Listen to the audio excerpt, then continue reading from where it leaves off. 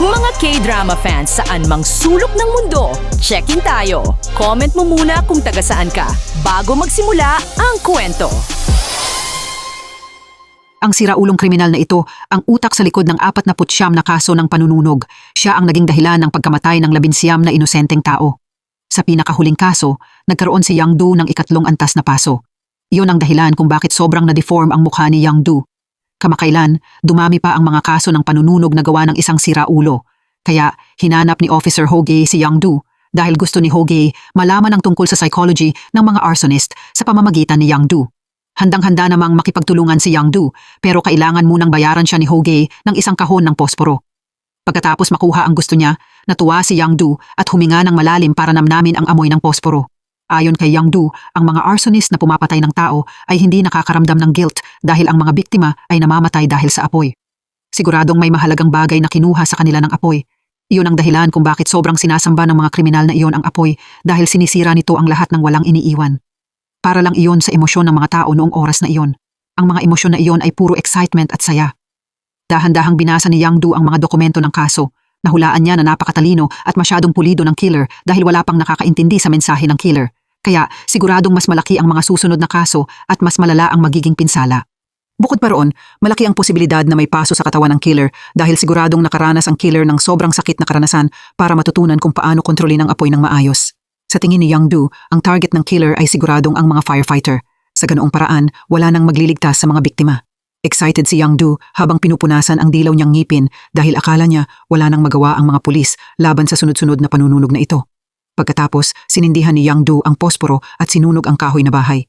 Ang hindi inaasahang insidente ay ikinagulat ng lahat dahil sa walang hanggang kabaliwan ni Yang Do. Kakaalis lang ni Hogay sa kulungan nang may isa na namang sunog na sumiklab. Nakuha rin ng pulis ang phone signal ng suspek na si Iljun. Parehong nasa pinangyarihan ang mga pulis at mga firefighter. Maingat silang lumapit sa lugar na nilalamon na ng apoy. Malakas ding nasusunog ang kotse ng suspek. Ang tungkulin ng mga pulis at mga firefighter ay protektahan ito hanggang dulo. Desidido ang mga pulis na unahin ang paglutas ng kaso. Kaya agad nilang sinimulan ang proseso ng pag-apula ng apoy. Gustong-gustong lapitan ni Hogay ang suspek pero sa sandaling iyon nagkaroon ng pagsabog na may matinding lakas ng pagkasira. Dahil sa pagsabog, nadula si Hogay at lumipad sa ere. Gumawa rin ng pagsabog ng nakakatakot na eksena para sa lahat ng rescue team. Mabuti na lang na ikabit na ni Dojin ang safety hook kay Hogay bago pa iyon mangyari. Nangako ang dalawa sa isa't isa na kapag pumasok sila ng magkasama, lalabas din sila ng magkasama. Ang pangakong iyon ang tumulong kay Hogay para mailigtas ang buhay niya. Inalog ni Dojin ang lubid at tinawag ang pangalan ni Hogay. Sinabihan ni Dojin si Hogay na gumising agad para mahuli niya ang suspek. Sa mapanganib na sandaling iyon, tinukso ni Hogay si Dojin at sinabihan siyang huwag mag-alala sa kahit ano. Dahil dito, sabay na natuwa at nag-alala si Dojin. Pero hindi inaasahan na sunog ang isang cable wire. Dahil dito, muling nahirapan si Hogay. Pinaalalahanan ni na Dojin at Hogay ang isa't isa na mag-ingat ng sobra dahil kapag nagpabaya sila, agad silang magiging sunog na piraso ng karne. Balak sana ni Hogay tanggalin ang hook para hindi na siya maging pabigat, pero hindi pinayagan ni Dojin si Hogay na gawin iyon. Sa halip na isakripisyo ni Hogay ang sarili niya ng walang saysay, mas makatuwiran na pakawalan ni Hogay ang oxygen tank para mabawasan ang bigat niya. Totoo nga, pagkatapos ng ilang ulit na paggamit ng lahat ng lakas niya, nakakapit si Hogay sa pader. Kahit napaso ang kamay ni Hogay, maswerte pa rin ang pakiramdam niya dahil buhay siya. Napabuntong hininga ang lahat sa ginhawa nang makita nilang nakabalik sina Hogay at Dojin matapos makumpleto ang misyon. Nagpasalamat si Hogay sa mga teammate niya sa pagtulong sa kanya. Hindi niya nakalimutang ibalik ang hook kay Dojin, pero ibinalik ni Dojin ang hook kay Hogay dahil iyon ang anting-anting ni Hogay. Sobrang nag-alala si Seol sa paso ni Hogay. Maingat niyang ginamot ito bilang first aid habang ang isip ni Hogay ay nasa trabaho lang. Sinabihan niya ang mga teammate niya na agad dalhin ang kotse ni Iljun para ipa-autopsy at makahanap ng ebidensya. May hindi inaasahang nangyari. May sunog na katawan sa trunk. Sa pamamagitan ng fingerprint verification, ito pala ang suspek na si Iljun na hinahanap ng pulis. Kaya siguradong naloko ang mga pulis. Hindi pwedeng si Iljun ang may gawa ng sunod-sunod na panununog. Hinahadlangan ng mastermind ang fire department sa pamamagitan ng pagsusunog kada 3 oras. At ngayon, kinukutya niya ang mga pulis sa pamamagitan ng sinadyang pagpatay ng isang tao. Ayon sa resulta ng autopsy, malubha ang sugat sa pulso ng biktima. Hinala ng forensic doctor, nasakal ang biktima ng cable. Ibig sabihin, ginawa ng biktima ang lahat para makatakas. Maraming itim na residue at suot sa bronchi. Ganoon din sa bibig at ilong. Lahat ng senyales na ito ay nagpapatunay na buhay pa talaga ang biktima nang sumiklab ang apoy. Napuno ng guilt ang konsensya ni Dojin dahil akala niya naging mabagal siya at pabaya dahil hindi niya nasuri ng maayos ang lugar ng sunog. Samantala, hindi nakalimutan ni Hogay na mag-request. Sinabihan niya ang forensic doctor na tingnan kung may sleeping pills sa internal organs ng biktima. Pinayuhan ni Hogay si Dojin na huwag sisihin ang sarili niya dahil mahigpit na nakatali at nakakulong ang biktima. Ano pa ba ang magagawa nila? Pero firefighter si Dojin at nakalabas siya bago ang biktima. Ibig sabihin din noon na bigo si Dojin sa tungkulin niya. Sobrang curious si Hogay. Kung iyon ang iniisip ni Dojin, sino naman ang sumugod para iligtas ang huling natitirang firefighter sa apoy? Sinabi ni Dojin na kailangang makalabas ng mga firefighter ng mag-isa. Katulad lang sila ng mga pulis. Walang tumutulong sa kanila kapag kailangan nilang harapin at habulin ang mga delikadong kriminal. Bumalik si Hogay sa investigasyon. Pakiramdam niya may mali. Bakit pinatay ng salarin si Iljun kung maingat niyang ginawa si Iljun na kriminal para akuin ang sisi para sa kanya? Maingat na hinanap ni Hogay ang file at may nadiskubre siyang nakakagulat. Si Iljun pala ang humarang sa puwersa ng pulis noong unang araw ni Hogay sa trabaho roon. Naalala ni Hogay ang ibinahagi ni Yang Du. May napakalapit na koneksyon ng killer sa mga firefighter. Kinutyang mabuti ni Lawyer Chi Yang si Chief Prosecutor Chuljong dahil kakatalaga lang kay Chuljong bilang Chief Prosecutor. Ibig sabihin, magiging malapit siya sa anak niyang si Hogay. Pero agad siyang sinagot ni Chuljong at sinabing hindi makukuha ni Lawyer Chi Yang ang buong 34 na bilyong won na natanggap niya mula sa mastermind para tulungan siyang gawing murder ang suicide niya. Pero bilang professional na lawyer, agad ding nadiskubre ni Lawyer Chi Yang ang masasamang bagay na ginawa ni Chuljong sa mahabang panahon niya bilang Chief Prosecutor. Kaya sobrang confident ni Lawyer Chi Yang. Bumalik ang mga pulis at rescue team sa parking lot kung saan nangyari ang sunog. Doon, nakakita sila ng hiwa sa hydraulic cylinder. Hinala nila, ito ang unang pinagmulan ng apoy. Pero hindi ba laging nasa mahigpit na quality regulations ang hydraulic pipes at napakahirap nitong sirain? Umuwi si Dojin pagkatapos ng isang mahirap na araw sa trabaho. Naalala niyang hindi pa niya nabibigyan ng singsing si Seol at napalampas niya ang pagkakataong mag-confess dahil sa biglaang misyon. Sakto naman, dumating din si Seol para yayain si Dojin na kumain ng dinner. Kaya inipon ni Dojin ang lahat ng tapang niya para aminin ang nararamdaman niya. Pero biglang lumapit ang mga tao at masayang nag-usap at nagtawanan. Dahil dito, muling napalampas ni Dojin ang tadhana niya. Pagkikita ulit ni Hogay at Dojin, pareho silang nagmadaling sisihin ang sarili nila. Akala ni Dojin na huli siya at hindi niya nasuri ng maayos ang vital signs. Sinisi naman ni Hogay ang sarili niya dahil mali ang pagkakakilala niya sa salarin. Dahil sa katigasan ng ulo ng dalawa, wala nang magawa si Seol. Pinayuhan niya sila na gawin ang makakaya nila para wala nang madagdag na biktima. Sobrang nagmamadali ang delivery man kaya natapon niya ang lahat ng sabaw sa elevator. Mabilis siyang humingi ng tawad at kinontak ang may-ari ng restaurant pero napagalitan siya dahil sa pagiging pabaya. Napilitan ding bayaran ng may-ari ng restaurant ang delivery man. Wala siyang magawa at ginamit niya ang natirang pagkain para maibsan ang gutom niya pero kinutya siya ng mga kaibigan ng anak niya. Pinilit siya ng security guard na maglinis muna bago makaalis. Totoo nga na palaging malas ang mahihirap. Kasabay nito, nagsimulang mag-eksperimento ang rescue team gamit ang iba't ibang tools. Sa wakas, nadiskubre nila ang tool na ginamit ng killer para putulin ang hydraulic pipe. Ipinakita rin ang test results dito na may sleeping pills at anesthetics sa tiyan ni Iljun. Iyon mismo ang hinulaan ni Hogay. Sa madaling sabi, kahit nadiskubre agad si Iljun, wala pa rin siyang tsansang mabuhay dahil sobrang mahal ng tool at mahigpit itong kontrolado. Iisa lang ang company na may exclusive right para i-distribute ito. Pero nag-report ang lugar na ito ng pagnanakaw na may kinalaman sa tool. Kaya kinontak nila ang local police station. Nasulyapan ng mga pulis ang suspect. Sobrang maingat siya, palaging nakamask at tinatakpan ang sarili niya. Nawala rin sa pulis ang trail niya dahil sobrang kaunti ng security camera sa lugar. Sa isang underground shopping complex, naamoy ng owner na mas malakas ang amoy ng langis kaysa karaniwan. Pero hindi niya ito pinansin at kumain kasama ang mga empleyado niya. Ni-recreate ng mga pulis ang route na iyon. Nadiskubre nila ang maraming barrel ng langis na nakatambak doon. Nagpatuloy ang investigasyon ng mga pulis at nalaman nilang ninakaw pala ang langis ng mga part-time employee. Tumawag ng pulis ang may-ari pero hindi nila nahuli ang magnanakaw ng langis dahil fake name ang gamit niya. Hinalungkat ni Hogay ang mga natitirang gamit. Nakita niya ang mga uniform na halo-halo ron. Ang common point, lahat iyon ay galing sa mga lugar na nagkaroon ng sunog. Iisa na lang ang lugar na hindi pa nasusunog, ang shopping mall. Pero huli na itong nadiskubre ng mga pulis. Kasabay nito, nagsimula ng magkaroon ng apoy sa kitchen. Sinubukan ng lahat na gumamit ng fire extinguisher pero wala itong silbi. Palakas ng palakas ang mga pagsabog. Nagmamadaling lumikas ang iba. Nagmadali ring lumabas ang boss at ang delivery man. Muling tumunog ang alarm pero may dalawang sunog na nangyayari ng sabay. Kailangang maghiwa-hiwalay ang rescue team para harapin ang sitwasyon. Mabilis silang nakarating sa scene at inilayo ang mga survivor sa peligro. Ang una ay ang may-ari. Nagsuot si Seol ng gas mask at inutusan ang mga tauhan niya na ilabas ang may-ari. Sinabi ng may-ari na may mga tao pa rin sa loob. Kaya, nakipagsapalaran si Seol na pumasok bago pa dumating ang reinforcements. Sa wakas, nakita niya ang delivery man. Sa sandaling iyon, nagsimulang magbitak ang sahig. Kakadating lang ng reinforcements, doon gumuho ang building at si Seol ay natrap pa rin sa loob. Sa kabilang side, nagmamadali ring binasag ni Dojin ang glass door ng kotse na nakaharang sa water hydrant. Pagkatapos, sinimulan ng buong team ang rescue process. Nang marinig nilang may mga firefighter na natabunan sa rubble, mas lalo pang nagmadali ang authorities. Agad silang humingi ng reinforcements. Sa loob, nagising si Seol. Sinubukan niyang kontakin ang rescue team pero sira ang radio at nawala ang signal. Dahil sa mga daing, naabot ni Seol ang delivery man.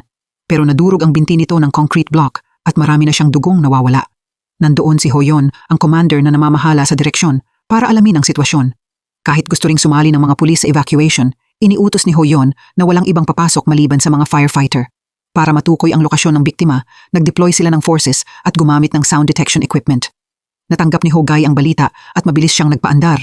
Habang nagmamadali ring mag-install ng equipment ang rescue team, gumamit si Seol ng apoy para painitin ang iron chopsticks at pigilan ang pagdurugo ni Mr. Dujun.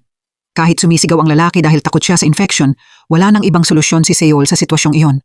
Pagkasimula niya, kinagat ng lalaki ang ngipin niya at tiniis ang sakit.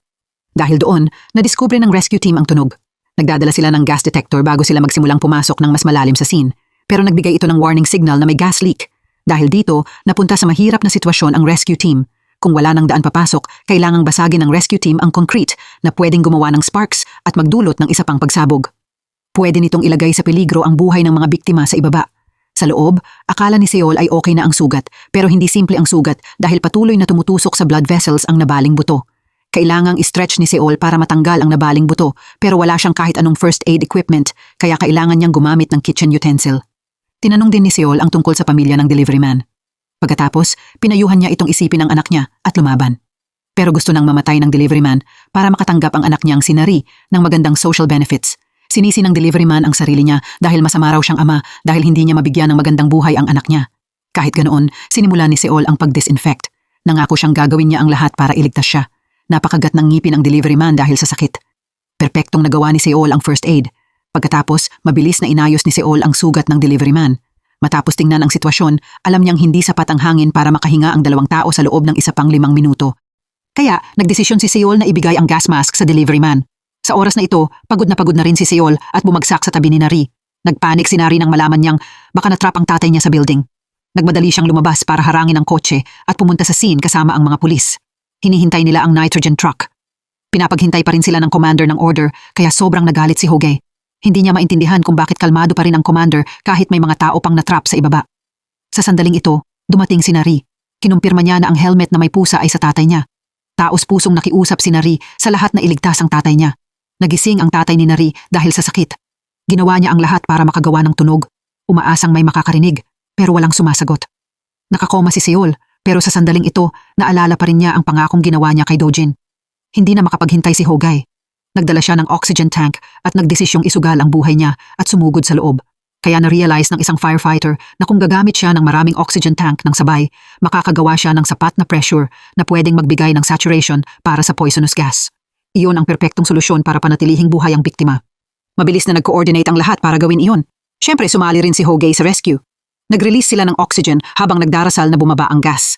Matapos mag-release ng oxygen ng maraming beses, natuwa ang rescue team nang makitang safe na ang gas index. Ngayon, pwede na silang pumasok ng mas malalim. Gumamit ang rescue team ng specialized equipment para makalusot. Gumawa sila ng maliit na daan para mailabas ang biktima. Nakuha ng endoscope ang malabong image sa basement.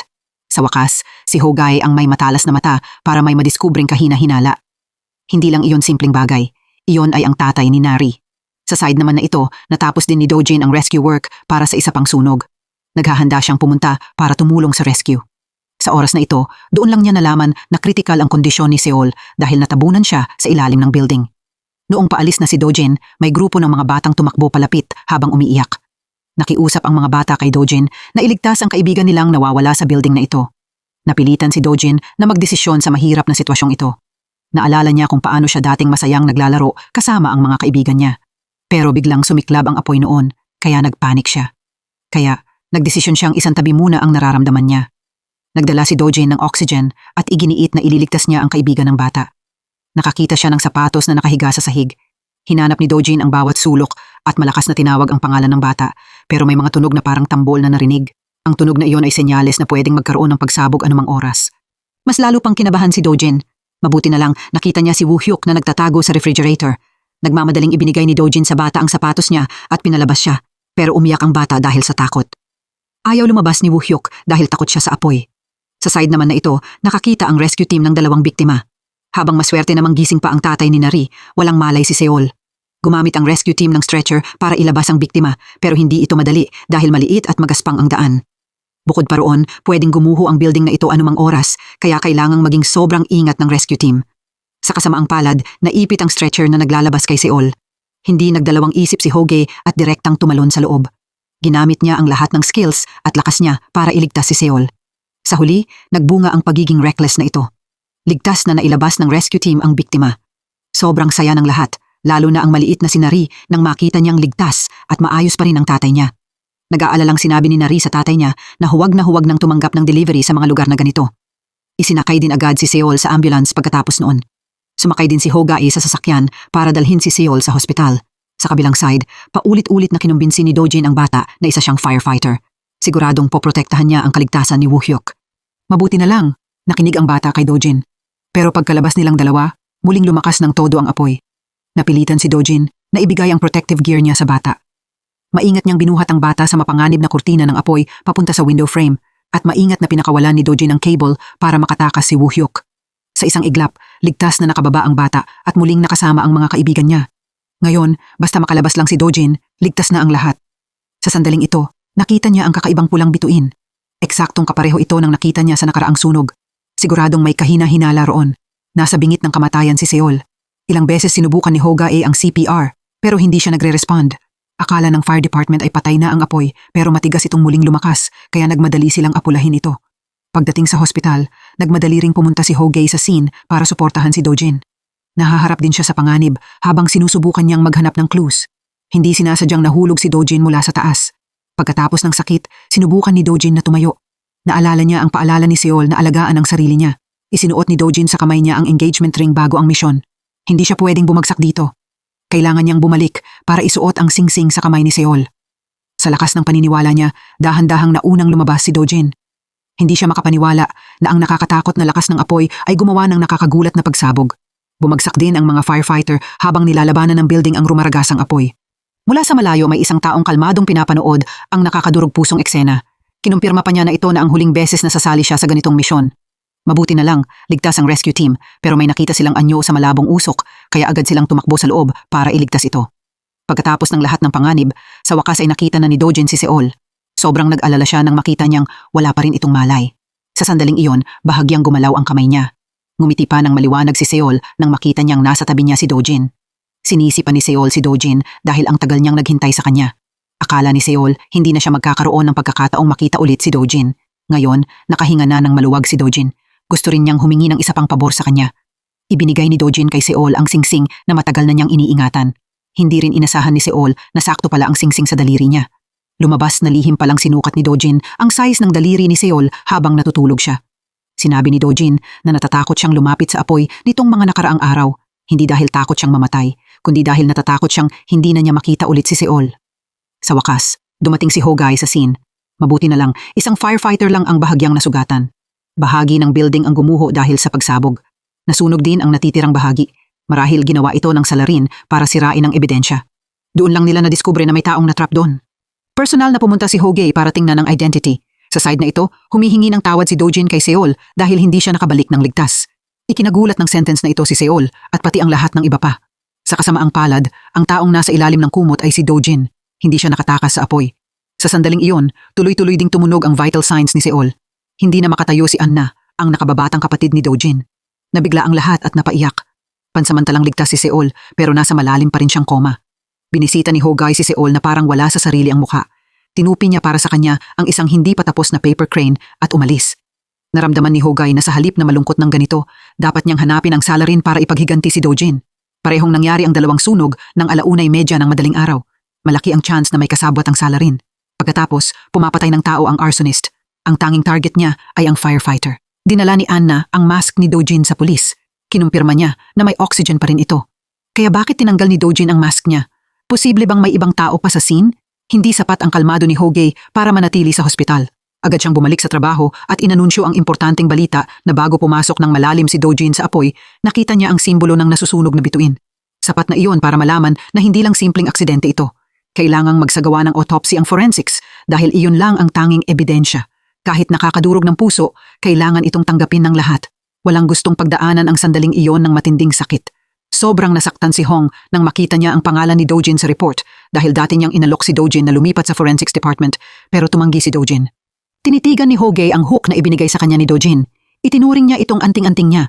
Pagkatapos hiwain ng forensic doctor ang tiyan ni Dojin, marami silang nakitang hindi kilalang puting foreign objects. Kung naipit ito sa esophagus, siguradong ipinasok ito sa katawan bago mismo namatay si Dojin. Sa huli, gusto ni forensic Dr. Hong na siya mismo ang manahi sa katawan ni Dojin. Hindi niya nakalimutang sabihan ang lahat na lumabas muna. Inasikaso ni Hong ang bawat tahi at pagkatapos ay maingat na pinunasan ang mukha ni Dojin. At doon, hindi na napigilan ni Hong ang luha niya sa awa. Humingi siya ng tawad dahil ginamit niya ang kutsilyo sa katawan ni Dojin. Nagsagawa ang police at rescue team ng solemn na ceremony para ihatid si Dojin sa huling hantungan niya. Puno ng lungkot ang paligid.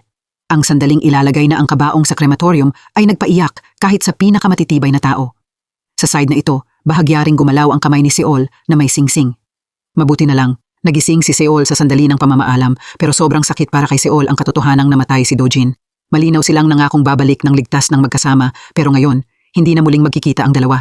Lumipas ang panahon pero hindi kailanman nakalimutan ng rescue team ang isang huwaran at masiglang captain tulad ni Dojin. Binibigyan pa rin nila si Dojin ng pagkain na parang kasama pa rin nila siya. Nilinis ni Seol ang personal locker ni Dojin. Naalala niya na nung una siyang sumali sa rescue team, nakatanggap siya ng mahahalagang karanasan mula kay Dojin. Sobrang inalagaan din ni Dojin si Seol. Nakakita si Seol ng will sa loob ng libro. Isa itong rule ng fire department.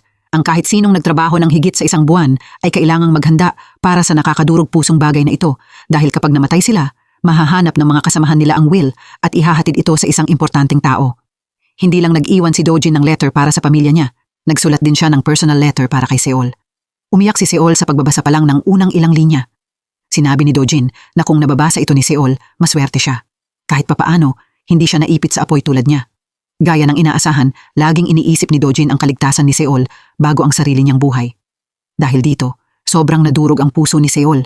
Sa wakas, natukoy ng forensics na ang kakaibang puting bagay ay kandila. Kung paano naipasok ng murderer ang kandila sa tiyan ni Dojin ay isa pa ring misteryo na kailangan nilang malaman. Nakahanap din ang pulis ng bagong clues matapos ang investigasyon. Nadiskubre nilang may isang estranghero na lumitaw sa scene 30 minuto bago sumiklab ang apoy. Malaki ang posibilidad na ito ang arsonist. Sa side na ito, ang tycoon na si Tae-hwa ay inescort ng mga prison guard para makita ang namatay niyang ama. Nagpakita siya ng pagsisisi. Nangako si Tae-hwa na magiging mabuting tao siya pagkatapos makalaya sa kulungan. Nasasaktan din siya dahil wala na siyang ibang kamag-anak sa mundong ito maliban kay lawyer Chi Young. Mahigpit siyang niyakap ni Tae-hwa dahil sa gulat.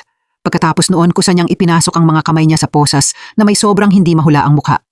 Habang pabalik, nagpanggap si Tae-hwa na sumasakit ang tiyan niya para makapunta sa banyo. Hindi siya nagdalawang isip na ipasok ang kamay niya sa toilet. Lumabas na naiplano na pala ito ni lawyer Chi Young para kay Tae-hwa noon pa. Tinuruan siya ni lawyer Chi Young kung paano tumakas sa police siege sa pamamagitan ng pag-inom ng nakatagong gamot. Pagkatapos niya itong inumin, agad na isinugod si Tae-hwa sa emergency room dahil sa acute kidney failure. Maingat na pumasok si Seol sa scene ng sunog. Hindi inaasahan, nandoon din si Hong. Gusto niyang i-reenact ang kaso. Malinaw na ang mindset ng normal na tao ay aalis agad pagkatapos magsimula ng apoy. Kaya, bakit nagkaroon ng pangalawang pagsabog sa kabilang side 1 oras lang ang lumipas? Ibig sabihin, siguradong may purpose ang murderer. Kailangan muna nilang tukuyin ang source ng apoy. Malaki ang posibilidad na ang source ng apoy ay ang kandilang ito. Base sa material at size, kayang-kaya ng salary na kontrolin ang burning time at timing ng apoy. Sa sandaling iyon, lumitaw din si Anna para tumulong dahil dala niya ang paniniwala ni Dojin. Kailangan nilang isimulate ang kaso para mahanap ang totoo. Inanunsyo ni Hogey na nahanap ng pulis ang phone signal ng suspect 2 linggo bago ang unang kaso. Nakunan pa nila siya ng picture 30 minuto bago ang huling arson. Nakakagulat, ang taong iyon ay ang station chief. Nabigla ang lahat pero malinaw na walang nag-isip na ang station chief ang salarin. Sa side na ito, sobrang maayos ang teamwork ng 3 babae. Maingat nilang tinukoy ang candle materials at ang melting point ng bawat type. Pagkatapos, nakipag-coordinate sila sa fire department para simulan ang pagsindi ng apoy. Tinaasan ng lahat ang temperature at minonitor ang burning process ng bawat type. Doon din nila na-realize ang isang importanteng bagay. Kailangan ding fireproof ang fuel tank para mahintay nitong masunog ang kandila sa loob ng 1 oras pero walang bakas nito sa scene na nagpapatunay na special type ang fuel tank. Sa huli, paraffin lang ang natira. Pagkasunog nito ng buo at pagkahulog sa gas tank, agad itong sumabog. Ito mismo ang nasimulate nila. Natukoy ni Hong na pwede lang itong isang military gasoline can na gawa sa special material. Yun lang ang bagay na bagay gamitin sa sitwasyon kung saan nakatago ang apoy. Na-imagine na ni Seol ang sitwasyong hinarap ni Dojin sa apoy. Siguradong nahulaan ni Dojin na ginamit ang mga kandila para kontrolin ang oras ng pagsindi. Pero sa sandaling iyon, biglang lumakas ang apoy sa kabilang side. Muling sumugod ang fire brigade. Kung hindi papatayin ni Dojin ang mga kandilang iyon, mamamatay silang lahat. Kaya ginawa niya ang lahat para patayin ito agad, pero nilamon ng apoy ang exit. Wala nang choice si Dojin kundi isakripisyo ang buhay niya. Tinanggal niya ang oxygen mask niya. Sinubukan niyang kainin ang lahat ng kandila sa pag-asang maitago ang ebidensya sa pinakaligtas na lugar, ang katawan ni Dojin. Sobrang nadurog ang puso ni Seol nang ma-imagine niya ang eksenang iyon. Sa huli, ang sitwasyong iyon ay hindi murder o accident, kundi simpleng marangal na desisyon ng isang firefighter. Ginawa iyon ni Dojin para iligtas ang buhay ng iba pa niyang kasamahan. Sa side na ito, inireport din ni Station Chief Soon na nagkataon lang siyang pumunta roon para kunin ang mga nakalimutang gamit ng yumaon niyang mother-in-law dahil nagkataon na doon din siya nakatira. Pumunta si Seol para ipresent ang lahat ng nadiskubre nila sa scene para malinis ang pangalan ng Station Chief. Sa side na ito, nakaupo ang estranghero sa tabi ng puntod ni Dojin. Naalala niya ang eksena. Habang masaya niyang sineselebrate ang birthday niya kasama ang mga kaibigan niya, biglang sumiklab ang apoy. Kahit tinawag ni Doha ang pangalan ni Dojin, duwag na tumalikod si Dojin. Kaya puno ng sama ng loob ang mukha ni Doha. Officer din siya. Inireport ni Doha na may kinalaman ang mga bagong sunog sa mga nawawalang military gas tank pero agad itong itinanggi ng mga superior niya. Pero totoo ang sinabi ni Doha. May isang estranghero na nagdadala ng napakaraming kandila at gas tank kasama ang pamilyar na bituin na iyon. Gamit ang professional na paraan, detalyadong in-analyze ni Hong ang bawat component. Sa wakas, nahanap niya ang address ng production site ng mga kandila at military gas tank. Naalala ni Ho-gae na parehong nagkagusto sina Dojin at Ho-gae kay Seol. Nagkompetensya pa sila sa isa't isa ng patas. At hindi rin nagdalawang isip si Dojin na ipakita ang balak niyang mag-confess kay Seol. Pero bago pa iyon magawa ni Dojin, namatay siya sa apoy. Kaya pinalitan ni Ho-gae si Dojin para isuot ang meaningful na singsing na ito sa kamay ni Seol habang nasa koma pa si Seol. Sa side na ito, dinala rin ni Seol ang mga natitirang personal belongings sa bahay ni Dojin. Tahimik niyang tiningnan ang mga memorable na litrato at biglang may nakita si Seol na sobrang pamilyar na tao na hindi niya maalala ang pangalan. Dahil large order customer ang killer, hindi mahirap hanapin ang identity at address niya. Pero may isang bagay na sobrang nakakagulat. Ang lugar kung saan tumutuloy ang killer ay ang villa kung saan nangyari ang unang arson incident at ang buyer ay si Sangman. Siya rin ang taong iniligtas ni Seol sa sunog. Papunta siya sa bagong location na private residence ni Dojin. Nagulat si Seol nang makita siya. Narealize niya na si Sangman ang tao sa litrato. Akala ni Seol ay nakaalis na siya kaya mabilis niyang tinawagan si Ho-gae para ipaalam ito. Pero nakita ni Sangman ang litrato at agad siyang lumingon. May hawak siyang bakal na martilyo sa kamay niya. Hinampas ni Sangman si Seol sa ulo gamit ang martilyo. Pagkatapos, kinaladkad niya ang katawan nito palayo. Hindi ka panipaniwala na ang may-ari ng bahay pala ang nagsimula ng sunog at nauwi pa sa pagkakasugat. Mukhang kilala ni Sangman ang station chief. Kaya nakipagkita si Sangman sa station chief sa lugar kung saan natapos ang buhay niya kasama ang mga bituin. Nalaman ito ng station chief at nagmadali siyang pumunta roon. Inimbestigahan ng pulis ang background niya at nalaman nilang si Sangman ay ex-husband ng station chief. Bukod pa roon, firefighter din siya. Iyon ang dahilan kung bakit alam niya ang route na dinadaanan ng mga firefighter kapag pumapatay ng apoy. May criminal record din si Sangman dahil sa pag-atake sa mga bahay ng civilians kaya kailangang maging sobrang ingat ng mga pulis. Hindi lang iyon, ipinaalam din ng factory owner sa pulis. Nag-order si Sangman ng napakaraming malalaking kandila na kayang masunog ng hanggang 8 oras. Hindi gumamit si Sangman ng cellphone na nakarehistro sa pangalan niya kaya hindi matukoy ng pulis ang kasalukuyang lokasyon ni Sangman. Kasabay nito, nagsasagawa si Sangman ng memorial service para sa mga namatay niyang kasamahan. Sila ang mga taong bayaning nagsakripisyo ng sarili nila sa mga delikadong insidente ng pag-apula ng apoy. Nagdesisyon si Ho-gae na bumalik ulit sa bahay ni Sangman para maghanap ng clues. Sa wakas, nadiskubre niya ang plano nito. Sa pamamagitan ng ebidensya rito, malinaw na makikita ang eksaktong 7 lugar na nasunog. Iisa na lang ang natitirang arson case. Ang lugar na iyon ay ang susunod na office building. Iyon din ang lugar kung saan nakipagkita si Sangman sa station chief. Balik sa araw na iyon 10 taon na ang nakaraan. Sumali sina Sangman at ang station chief sa isang malaking sunog sa slum. Sinubukan nilang parehong mailabas ng ligtas ang mga tao at protektahan ang sarili nilang buhay. Si Sangman ang nagdirekta sa mga kasamahan niya para apulahin ang apoy mula sa rooftop. Kahit binalaan niya ang lahat na mag-ingat dahil madaling gumuho ang bahay, walang umasa na mangyayari ang ganoong insidente. 4 sa mga kasamahan ni Sangman ang tuluyan ng nawala. Iyon ang nagdulot ng sobrang sakit sa lahat. Balik sa kasalukuyan, inamin ni Sangman na siya ang nagsimula ng sunod-sunod na sunog. Sa bawat pagkakataon, nag-iwan siya ng star symbol na walang nakapansin. Mula sa gulat, napunta sa galit ang station chief. Paano niya nagawang ituring na mahalaga ang sandaling sumiklab ang apoy noon? Na-transmit ang alarm sa rescue team. Agad na lumapit sa scene ang pulis, medics at firefighters. Umalis sila. Hindi nakalimutan ng lahat na magdasal kay Dojin na gabayan sila. Ang dahilan kung bakit pinatay ni Sangman si Iljun ay dahil inutusan ni Iljun ang mga tauhan niya na sirain ang memorial service para sa mga namatay na kasamahan ni Sangman. Si Iljun din ang sadyang nagsimula ng sunog para paalisin ang mga kasalukuyang residente sa slum. Ginawa ito ni Iljun para i-resettle ang lugar bago pa may magawa si Sangman kay Iljun. Pineke ni Iljun ang injury records at kinasuhan si Sangman dahilan para mapilitan si Sangman na umalis sa trabaho. Ang buhay ng mga namatay ay nagkakahalaga lang ng 50,000 won. Kahit sobrang nagsikap sila, napakapait ng katotohanan ito. Wala nang magawa si Sangman kundi ipaghiganti ang mga teammate niya para makabawi sa mga pagkakamali niya. Dahil si Sangman ang naging dahilan kung bakit namatay sa apoy ang mga kasamahan niya. Kahit sobrang lupit ng katotohanan, paano nagawang magsunog ng isang firefighter? Dahil din sa katangahang ginawa ni Sangman, ang isang passionate na firefighter tulad ni Dojin ay kailangan ng mahimlay magpakailanman sa dagat ng apoy. Sobrang nadurog ang puso ni Sangman nang sumugod sa apoy ang mabuting sundalong iyon na parang tanga. Si Dojin ay eksaktong katulad ni Sangman, 10 taon na ang nakaraan. Pero sa huli, ano ang kahulugan ng sakripisyong iyon kung pareho pa rin ang buhay? Ang mga hero tulad ni Dojin ay makakalimutan din agad. Sayang lang talaga ang effort. Yun ang dahilan kung bakit kailangang sunugin ni Sangman ang bawat kaso para maalala ng lahat. Nasa lugar na iyon na ang authorities. Pero biglang lumitaw si Doha bilang commander ng Explosives Handling Department. Gusto nilang habulin ang magnanakaw ng high-power detonator sa quarry. Lumabas na ang kaso sa car tower ay simpleng pagsunod lang sa suspek. Dahil hindi binigyan ng authorization si Doha ng mga superior niya, kinumpirma niya na ito na ang huling kasong sasalihan niya. Noong araw na iyon, na-locate nila ang detonator mismo roon. Nagbigay ng signal ang sensor, ibig sabihin na-activate na ito. Siguradong magdudulot ng matinding epekto ang detonator na ito.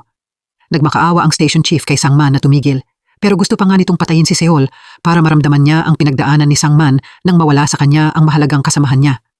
Gusto rin ni Sangman na apulahin ng station chief ang apoy. Kailangan niyang umangat para maging miyembro ng fire department at tulungan ang mga firefighter na hindi na isugal ang buhay nila. Pero sarkastikong tinawag ng station chief si Sangman na halimaw. Iminungkahi niya na siya na lang ang patayin ni Sangman sa halip na kunin ang buhay ng mga inosenteng tao. Nang marinig ito, agad na sinaksak ni Sangman ang station chief dahilan para tuloy-tuloy ang pagdaloy ng dugo. Kinatok ng rescue team ang bawat pinto ng bawat bahay at nagmamadaling pinakiusapan ang lahat na lumikas. Gustong siguraduhin ng rescue team na walang maiiwan. Hindi rin nila nakalimutang maingat na tingnan ang bawat sulok para suriin at hanapin ang source ng apoy. Nadiskubre ni Ho-Gai na sinimulan ni Sangman ang plano niya ng 6:00 ng gabi noong sinira niya ang security camera rito. Dahil nag-set siya ng 8 oras na nasusunog na kandila, 30 minuto na lang ang natitira sa police at rescue team para harapin ito bago ito magdulot ng pinakamalaking pinsala. Siguradong gagamitin ni Sangman ang stacking effect. Nagsimula siya sa pinakamataas na bahagi ng elevator na nagkataong sirang elevator sa ika-8 palapag. Agad na pumunta roon si Ho-Gai at ang mga teammate niya. Nadiskubre nila na natrap si Seol sa loob. Mabilis niyang inireport ang sitwasyon sa loob. Kahit gulong-gulo si Ho-Gai, nanatili siyang kalmado para husgahan ang sitwasyon. Sobrang kahina-hinala ang rooftop ng building. Pinakiusapan ni Ho-Gai si Myung-pil na manatili rito sa tabi ni Seol at agad na pumunta si Ho-Gai sa rooftop na may hawak na fire extinguisher.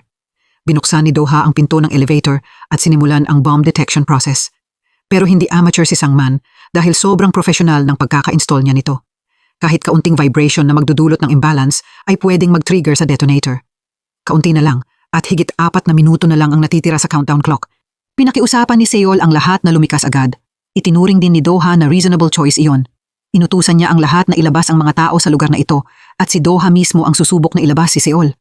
Kahit ayaw umalis ni Myung-pil at ng rescue team habang nasa peligro ang mga kasamahan nila, kailangan nilang sundin ang utos. Maingat na inilarawan ni Seol kay Doha. Sinubukan niyang lumapit ng kalmado at maingat. Sa wakas, nahanap ni Ho-Gai ang station chief. Mabilis niya itong binigyan ng first aid. Samantala, binubuhusan ni Sangman ng gasolina ang sarili niya. Kaunti na lang ang oras na natitira. Tinanggal ni Doha ang protective gear niya. Sinubukan niya ulit. Maingat na hinila ni Doha palabas ang detonator cord. Nanginginig siya habang hawak ang gunting sa kamay niya. Tinanong din ni Doha si Seol kung anong kulay ang gusto niya. Sa mapanganib na sandali, sumagot si Seol na okay lang basta hindi ito blood red na madalas niyang nakikita. Mabuti na lang, tumakbo si Myung-pil papunta sa rooftop. Tinawag siya ni Hogay para palitan siya. Pagkatapos, diretso si Hogay kay Sangman at sinuntok siya ng punong-puno ng sama ng loob. Sumunod, nagmadali si Hogay na patayin ang mga kandila para sirain ang plano ni Sangman. Ipinikit ni Seol ang mga mata niya at hinintay ang dulo. Walang ingat na sinindihan ni Sangman ang lighter at sinunog ang sarili niya. Sa kabilang side, determinado rin si Doha na putulin ang lubid. Mabuti na lang, sa wakas ay kumilos si Hogay para mapigilan si Sangman sa tamang oras. Nakahinga ng maluwag ang lahat. Sumigaw sila sa sobrang saya nang talagang matapos na ang lahat ng panganib. Naganap ang trial, nanatiling tahimik si Sangman at hindi nagsisi. Samantala, kinasuhan siya ng maraming krimen mula sa pagnanakaw, murder, hanggang arson. Inirekomenda ng prosecution ang pinakamataas na parusa, ang death penalty para kay Sangman. Bago bitayin si Sangman, hindi nakalimutan ng station chief na ipaalala sa kanya, hindi na sayang ang sakripisyo ni Dojin. Naalala pa rin ng mga batang iniligtas niya ang marangal na ginawa niya. Dahil sa sagot na ito, bumigay si Sangman at umiyak sa sobrang lungkot. Kahit natapos niya ang misyon, nadisiplina pa rin si Doha. Kaya nagdesisyon siyang umalis sa trabahong ito. Bago umalis, hindi nakalimutan ni Doha na sabihin sa mga tauhan niya na alagaan ang kalusugan nila. Hiniling din ni Doha sa kanila na tulungan siyang itapon ang mga natitirang personal belongings niya. Kinuha ni Hogay ang hook na nagligtas sa buhay niya para magpaalam kay Dojin. Pagkatapos noon, pumunta siya para makita si Seol. Alam ni Seol na si Hogay ang naglagay ng singsing na ito sa kamay niya. Simula nang malipat dito si Hogay, tuluyan nang na-attract si Seol sa kanya. Kinailangan niyang pigilan ng sobra ang sarili niya. Pero ngayon, hindi alam ni Seol ang gagawin dahil patuloy na tumataas sa puso niya ang guilt niya kay Dojin. Naiintindihan din ni Hogay ang nararamdaman ni Seol. Pero kailangang aminin ni Hogay na may nahanap siyang taong mahal niya. Ang taong iyon ay nakaupo sa tabi ni Hogay. Umiiyak pa nga siya dahil sa ibang lalaki. Gusto talagang bugbugin ni Hogay ang lokong iyon at sabing, huwag na nitong paiyakin si Seol. Pero si Hogay mismo ay walang magawa. Pagkatapos sabihin iyon, nagpaalam din si Hogay na may pangakong babalik siya agad. Samantala, tinakpan ni Seol ang mukha niya at umiyak sa kawalan ng pag-asa. Salita na tinukso at pinuna ng lola at apo ang guard dahil hindi niya nagawa ng maayos ang duty niya. Pagkatapos, masayang nagpaalam ang lola sa apo niya papuntang school, pero pag uwi niya, nagulat siya nang makakita ng misteryosong itim na bag na nakasabit sa harap ng pinto. Sa loob ay ang katawan ng anak ni Jung, ang nawawala niyang pusa. Nagkataon na kapitbahay siya ni Myung Pil. Maingat na nakinig si Myung Pil sa paliwanag niya at prinotektahan ang ebidensya sa ilalim ng mga paa ng pusa sa pamamagitan ng pagtali sa mga binti nito. Tinanong ni Myung Pil kung may nakaaway ba siya kamakailan, pero iniba niya ang topic at hindi sinagot ang tanong. Ipinaalala lang niya kay Myung Pil na ibalik ang mga food box na ibinigay niya sa kanya. Ngayon, nagkaroon si Myung Pil ng pagkakataong pumasok sa examination room. Ginawa niya ang procedure na parang professional forensic doctor. Dahil doon, hindi napigilan ni Hong ang tawa niya. Ang unang step ay putulin ang mga kuko sa pag-asang makakuha ng DNA ng killer. Pagkatapos, may nadiskubre silang triangular burn mark. Gawa iyon ng plansa. Naalala pa rin ng mga batang iniligtas niya ang marangal na ginawa niya, na nagpapakita na maraming tubig ang pumasok sa baga sa pamamagitan ng airways. Na-conclude ni Hong na brutal na inabuso ang pusa. Siguradong may demonyong nakaporma bilang tao na nakatira sa paligid ng pusang ito. Bago umalis si Myung Pil, hindi nakalimutan ni Hong na paalalahanan siyang mag-ingat dahil maraming murderer ang may history ng animal abuse. Maringal na lumitaw si Hogay na suot ang police uniform niya.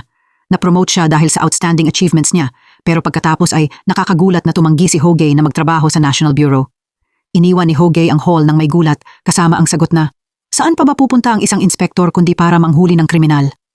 Binisita ni Myung Pil ang kapitbahay niyang si Sun Bok. Natagpuan niya itong patay sa kitchen. Masyadong maayos ang scene, walang dugo o shoe prints. Nang ilabas ng pulis ang katawan ni Sun Bok, sinadyang umiwas ng mga kapitbahay. Nagtanong ang pulis tungkol sa relasyon at recent activities ni Sun Bok, pero ayon sa Residential Area Information Security Regulations, hindi pwedeng ibigay ng security guard ang complaint management book hanggat walang order. Naalala ni Myung Pil ang unang beses na nakilala niya si Mrs. Sun Bok. Sobrang taray nito dahil napagkamalan siya nitong pervert. Nang matagumpay lang na nabuksan ni Myung Pil ang pinto at napatunayang siya ang tunay na may-ari ng apartment, saka siya pinaniwalaan nito. Binigyan din ni Mrs. Sun Bok si Myung Pil ng isang buong kahon ng kimchi.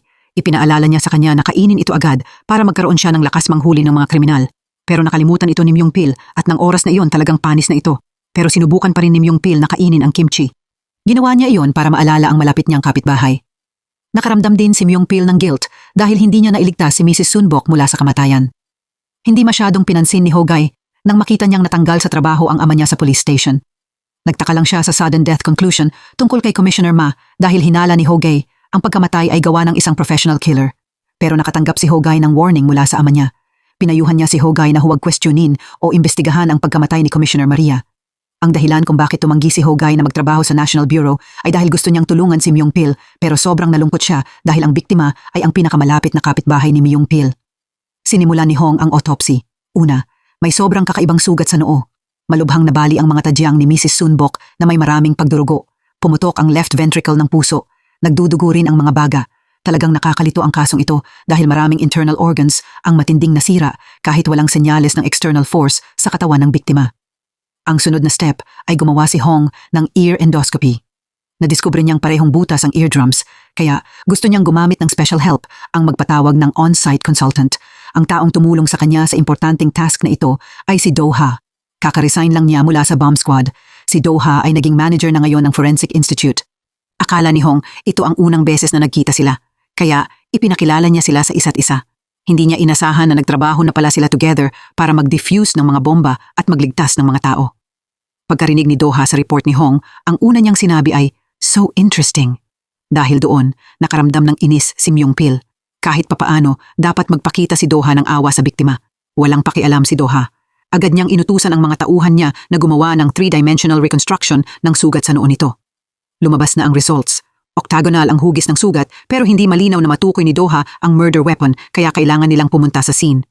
Kilala si Mrs. Sunbok bilang war god ng neighborhood dahil palagi siyang present sa bawat away. Minsan tungkol ito sa pagtatapon ng basura, minsan tungkol sa noise pollution, o minsan tungkol sa pag-iiwan ng pagkain para sa stray cats. Kaya hindi gusto ng mga tao rito si Mrs. Sunbok dahil may close relationship si Myung-pil sa biktima. Tinanggalan din siya ng karapatang sumali sa investigasyon ng kasong ito. Ipinaalam ng kasamahan niya kay Hogay na nahanap na ng pulis si Tae-hwa. Pero ang totoo, nakahiga siya sa hospital bed. Pero kailangan pa ring maging high alert ang pulis at mag-deploy ng forces para bantayan si Tae-hwa. Para makalapit sa residence, kailangang magpanggap ni Hogay bilang bagong security guard. Hiniling niyang makita ang logbook pero tumanggi pa rin ang mga guard na ipakita ito sa kanya. Kaya walang choice si Hogay. Kailangan niyang magpanggap na naglilinis ng basura para makinig ng patago. Hindi inaasahan na diskubre ni Hogay ang maliit na batang babae na nakaupo sa isang sulok. Nagreklamo ang maliit na babae na kapag wala si Mrs. Sunbok, magkakagulo ang residential area. Naninigarilyo ang lalaki at nagtatapon ng basura kahit saan. Pinupulot ng silly princess ang basura ng lahat at dinadala ito sa bahay para i-display. Madalas makipag-away ang may-ari ng kotseng ito tungkol sa parking spots na nakalaan para sa mga taong may disability, kahit nireport na siya ni Mrs. Sunbok sa pulis at ilang beses nang napagmulta. Naisip ni Hogay na mukhang authentic ang source of information na ito. Agad na nakipagkaibigan si Hogay kay Yoo-jong. Tinanong niya si Yoo-jong kung sino ang pinakagalit kay Mrs. Sunbok at mabilis siyang nakatanggap ng sagot. Ito ang pamilyang nakatira sa ibaba. 2 beses nang bumagsak sa exams ang anak ng homeowner. Sinisipan ng homeowner si Mrs. Sunbok dahil naglaba ito noong gabi bago ang university entrance exam, kaya hindi raw nakapag-concentrate sa pag-aaral ang anak niya. Hindi rin umatras si Mrs. Sunbok. Pinuhusan niya ng tubig ang mukha nito na nauwi sa malaking away. Kinailangang dumating ang pulis at ambulanse para ayusin ito. Sinabi rin nila iyon kay Myung-pil pero hindi ito na-record dahil gusto ng homeowner sa ibaba na palampasin na lang ito. Sa wakas, dumating ang forensic team at ang pulis. Naistorbo ang plano sa pag-imbestiga sa scene dahil gusto ng homeowner na linisin ang lahat para makapaghanda sa bagong tenants na lilipat bukas. Ipinakita ni Do-ha ang pleading skills niya at sinabing sapat na ang 30 minuto. Hindi sumali si Hogay sa crime scene inspection kundi palihim na pumasok sa security room. Sa huli, napunta siya sa mainit na away.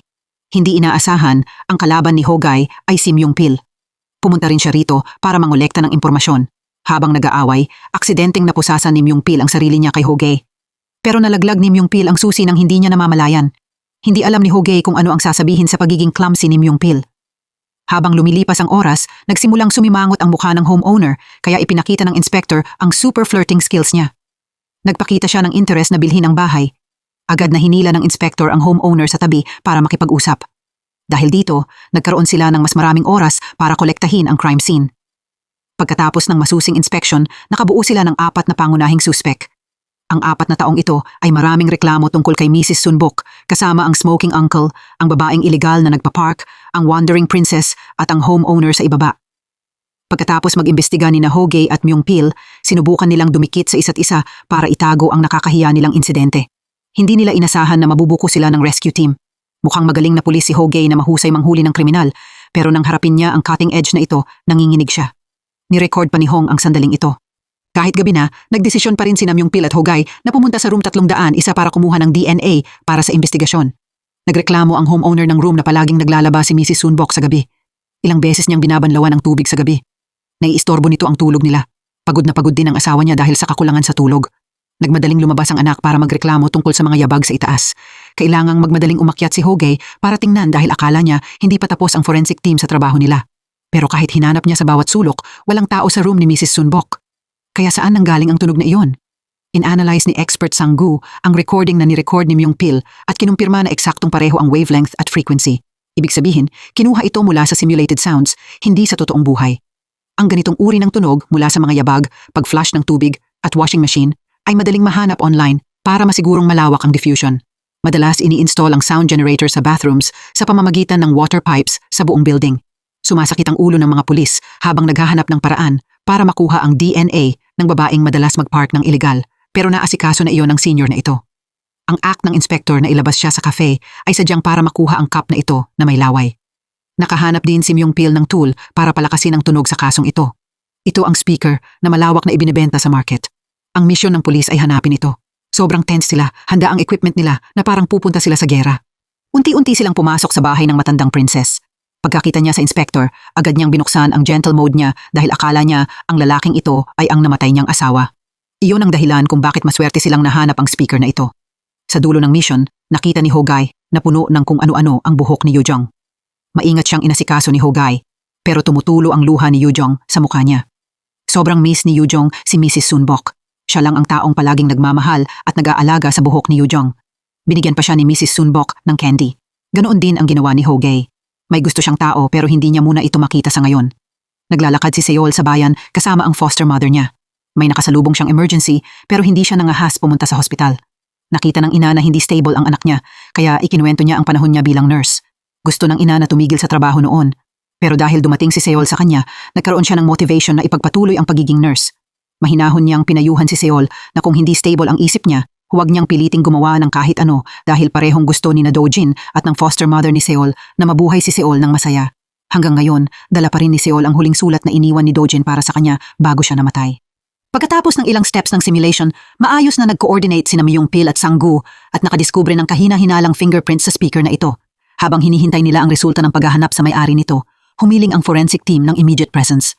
Na-conclude ni Doha na namatay si Mrs. Sunbok dahil sa energy explosion sa kitchen. Sapat ang lakas ng pressure cooker para sirain ang internal organs, baliin ang mga buto, butasin ang eardrums at magdulot ng pagdurugo nang hindi nagiiwan ng bloodstains. Ang sugat sa noo niya ay galing sa takip na ito ng pressure cooker. May octagonal shape ito, eksaktong tulad ng autopsy results. Namatay si Mrs. Sunbok dahil sa aksidente habang nagluluto ng kanin sa kitchen. Siyempre, hindi makapaniwala si Myung Pil sa sagot na ito. Sobrang na-excite siya nang malaman niyang may bagong ebidensya. Aksidenteng na livestream ng isang maliit na babae ang insidente. Pero ang tunog ng pagsabog ay eksaktong tunog ng pressure cooker at pareho rin ang oras sa oras na natukoy na namatay si Mrs. Sunbok. Hindi rin tugma ang fingerprints sa 4 na suspek. Pabirong ngumiti si Doha kaya hindi napigilan ni Myung Pil ang sarili niya at nagmadaling bugbugin si Doha. Pero idineklara pa rin ni Doha na hindi kailanman nagsisinungaling ang science. Sinasayang ng mga pulis ang effort nila sa paghuli ng invisible murderer. Pinaalalahanan lang ni Hogay si Doha. Pero ang pulis ang magdedesisyon kung kailan matatapos ang kaso. Tinupad ni Seol ang mga hindi natupad na wish ni Dojin. Umakyat siya ng bundok ng mag-isa at tahimik na nag-camp na may isang cup ng coffee habang pinapanood ang pagbagsak ng mga bulaklak. Pagkatapos, lumabas siya para kumain ng masarap kasama ang ina niya at kumuha ng litrato ng sobrang masayang pamilya. Na-imagine pa niya na nasa tabi niya si Dojin at tinitingnan siya ng may mapagmahal na mga mata. Balik sa kaso ni Mrs. Sunbok, may nadiskubre si Myung Pil na sobrang kahina-hinalang tao. Ang taong iyon ay allergic sa pusa at paulit-ulit na nagrereklamo tungkol kay Mrs. Sunbok. Bukod pa ron, naniniwala pa rin si Myung Pil na may hindi nasabi si Mrs. Sunbok nang madiskubre niya ang katawan ng pusa. Kaya, hindi basta-basta kayang sukuan ni Myung Pil ang kasong ito. Nakita ni Hogay na nangungulekta si Yujong ng sapat na empty bottles para ipalit sa sausage. Kaya, nagdesisyon siyang ilabas siya para kumain. Masayang kumain si Yujong at naisip na siguro sobrang mayaman si Hogay. Sa pangalan ng isang taong gustong magsikap para sa kapayapaan ng residential area, hiniling ni Hogay kay Yujong na magbigay ng ilang impormasyon tungkol sa babaeng ang pangalan ay Yang Ju. Mula noon, nalaman ni Hogay na madalas siyang iligal na nagtatapon ng basura at ilang beses na ring nakaaway si Mrs. Sunbok noon. Sa particular, naghahanda si Yang Ju para sa divorce at ibinebenta niya ang bahay niya. Agad na inutusan ni Hogay ang kasamahan niya na magpanggap na buyer para bumalik sa bahay. Pagkatapos, palihim na maingat na inobserbahan ni Hogay ang bathroom. Nadiskubre niya ang mga senyales ng speaker na ginamit para mag-transmit ng tunog. Ito mismo ang hula ng pulis. Kumpleto ang ebidensya. Paano ito maitatanggi ni Yang Ju? Pero ini-install lang ni Yang Ju ang speaker para kontrahin si Mrs. Sunbok dahil determinado si Mrs. Sunbok na huwag hayaang magtapon ng basura si Yang Ju ng labag sa regulations. Iyon ang dahilan kung bakit nadiskubre ng asawa ni Yang Ju ang motel bill. Mula roon, nadiskubre niyang may affair si Yang Ju. Pumunta pa ang asawa sa hotel para i-verify. At pagkatapos, nagdesisyon siyang hiwalayan si Yang Ju. Pero patuloy pa rin sa pagtatapon ng basura si Yang Ju kahit pumanaw na si Mrs. Sunbok dahil kinaiinisan din ni Yang Ju ang lalaking estudyante na naghahanda para sa ikatlong university entrance exam. Dahil may bastos at masungit siyang ugali sa iba, dinala ni Hoge ang litrato ng pressure cooker pero walang naging reaksyon si Yang Ju. Kung ganoon, hindi pwedeng si Yang Ju ang murderer. Excited si Doha sa sobrang unique na room. Hiniling din ni Doha kay Hoge na ayusin ang baril kaya nagulat at nalito si Hoge. Sarkastikong sinabi ni Hoge na walang law of physics ang makakapagpaliwanag kung paano nawala sa crime scene ang murder weapon na pressure cooker lid. Kaya, kailangan nilang tingnan kung sinadya ba ang pagsabog o hindi. Hindi kayang sukuan ni Hoge ang kasong ito dahil kung ganoon, makakatulog ng mahimbing ang salarin. Busy si Doha sa muling pag-aaral ng mga documents. Nagluto pa siya ng kanin sa pressure cooker. Totoo nga, may nadiskubre si Doha na sobrang interesting. Ito ay isang bagay na hindi malalaman ng mga taong hindi nagluluto ng kanin. Sinalubong ni Myung Pil ang isang residente ng parehong apartment building na nagbigay ng mas maraming impormasyon tungkol kay Mrs. Sunbok. Iyon ay madalas niyang ninanakaw ang internet mula sa bahay ng taong ito. Dahil doon, nahanap ng pulis ang access history sa pamamagitan ng router. Sa kabilang side, si Hoge ay isang model security guard. Aktibo niyang kinolekta at inayos ang basura. Sakto naman, tinukso siya ng forensic team habang may hawak na mga kutsara na parang kakain sila ng sabay. Naalala pa nilang magdala ng extra food. Nagsagawa sila ng seryosong experiment gamit ang detalyadong equipment at models kasama ang puso ng baboy na 74% ang pagkakapareho sa puso ng tao. Maingat ding inayos ni Doha ang crime scene. Sinimulan nilang gumamit ng foreign objects para harangan ang nozzle ng pressure regulator sa takip ng kaldero. Ang mga gustong mabuhay ay umatras kaya mabilis na lumayo sina Hoge at Myung Pil at kalmadong nanood. Pagkatapos ng ilang tests, hindi pa rin sumabog ang pressure cooker. Muling naging tahimik at disappointed ang atmosphere. Sa huli, ang steel wire na lang ang natira. Nagmakaawa si Doha sa pressure cooker na sumabog para hindi siya mapahiya sa harap ng lahat. At sa wakas, dumating ang hinihintay nila. Isang malakas na pagsabog na baling tadyang sa tamang lugar, nasirang left ventricle at pagdurugo. Iyon ang perfect result. Kaya siguradong may taong sadyang nagpasok ng wire para gawin ang pagpatay. Pagkatapos, tahimik na kinuha ito ng salarin mula sa scene. Tapos na ang trabaho ng science. Ngayon, oras na para magsalita ang pulis. Gaya ng sinabi ni Hoge, matatapos lang ang investigasyon kapag nahanap nila ang salarin. Lumabas na ang investigation results mula sa access history. Kakaiba na bumili si Mrs. Sunbok ng used underwear mula sa isang babaeng college student. Kung hindi siya pervert, siguradong curious si Mrs. Sunbok. Personal na kumilos si Sang-gu laban sa security guard na ito. Sobrang tindi ng away nilang dalawa kaya natakot si Myung Pil na nakatayo sa labas. Dahil doon, na-access ni na Sang-gu at Myung Pil ang theft report documents sa apartment building. Gabi na nang dumating si Hogay na may dalang tambak ng used bottles. Kinumpirma niya na iyon ang DNA ng lahat ng residente sa apartment building. Nahihirapan sina Hogay at Yujong sa paghahanap ng lahat ng bote na iyon. Inayos pa niya ang mga iyon at isinulat ang mga may-ari ng apartment. Hiniling ni Hogay sa forensic staff na ikumpara ang mga iyon sa DNA sa ilalim ng mga kuko ng nawawalang pusa. Tinapos ni Hogay ang trabaho niya at pagkatapos ay bumalik para kulitin si Doha. Kalmadong kumain si Hogay ng noodles habang sobrang inis si Doha. Tinukso pa ni Hoge si Doha na ang pagiging kaibigan ni Dojin ay walang pinagkaiba sa pagiging kaibigan ni Hoge. Kinuha pa ni Hoge ang upuan at mahimbing na natulog. Dahil doon, napailing si Doha sa dismaya. Dumating si Hong para i-announce ang test results pero nakakagulat, walang tumugma sa mga resulta. Ibig sabihin, hindi residente roon ang suspect.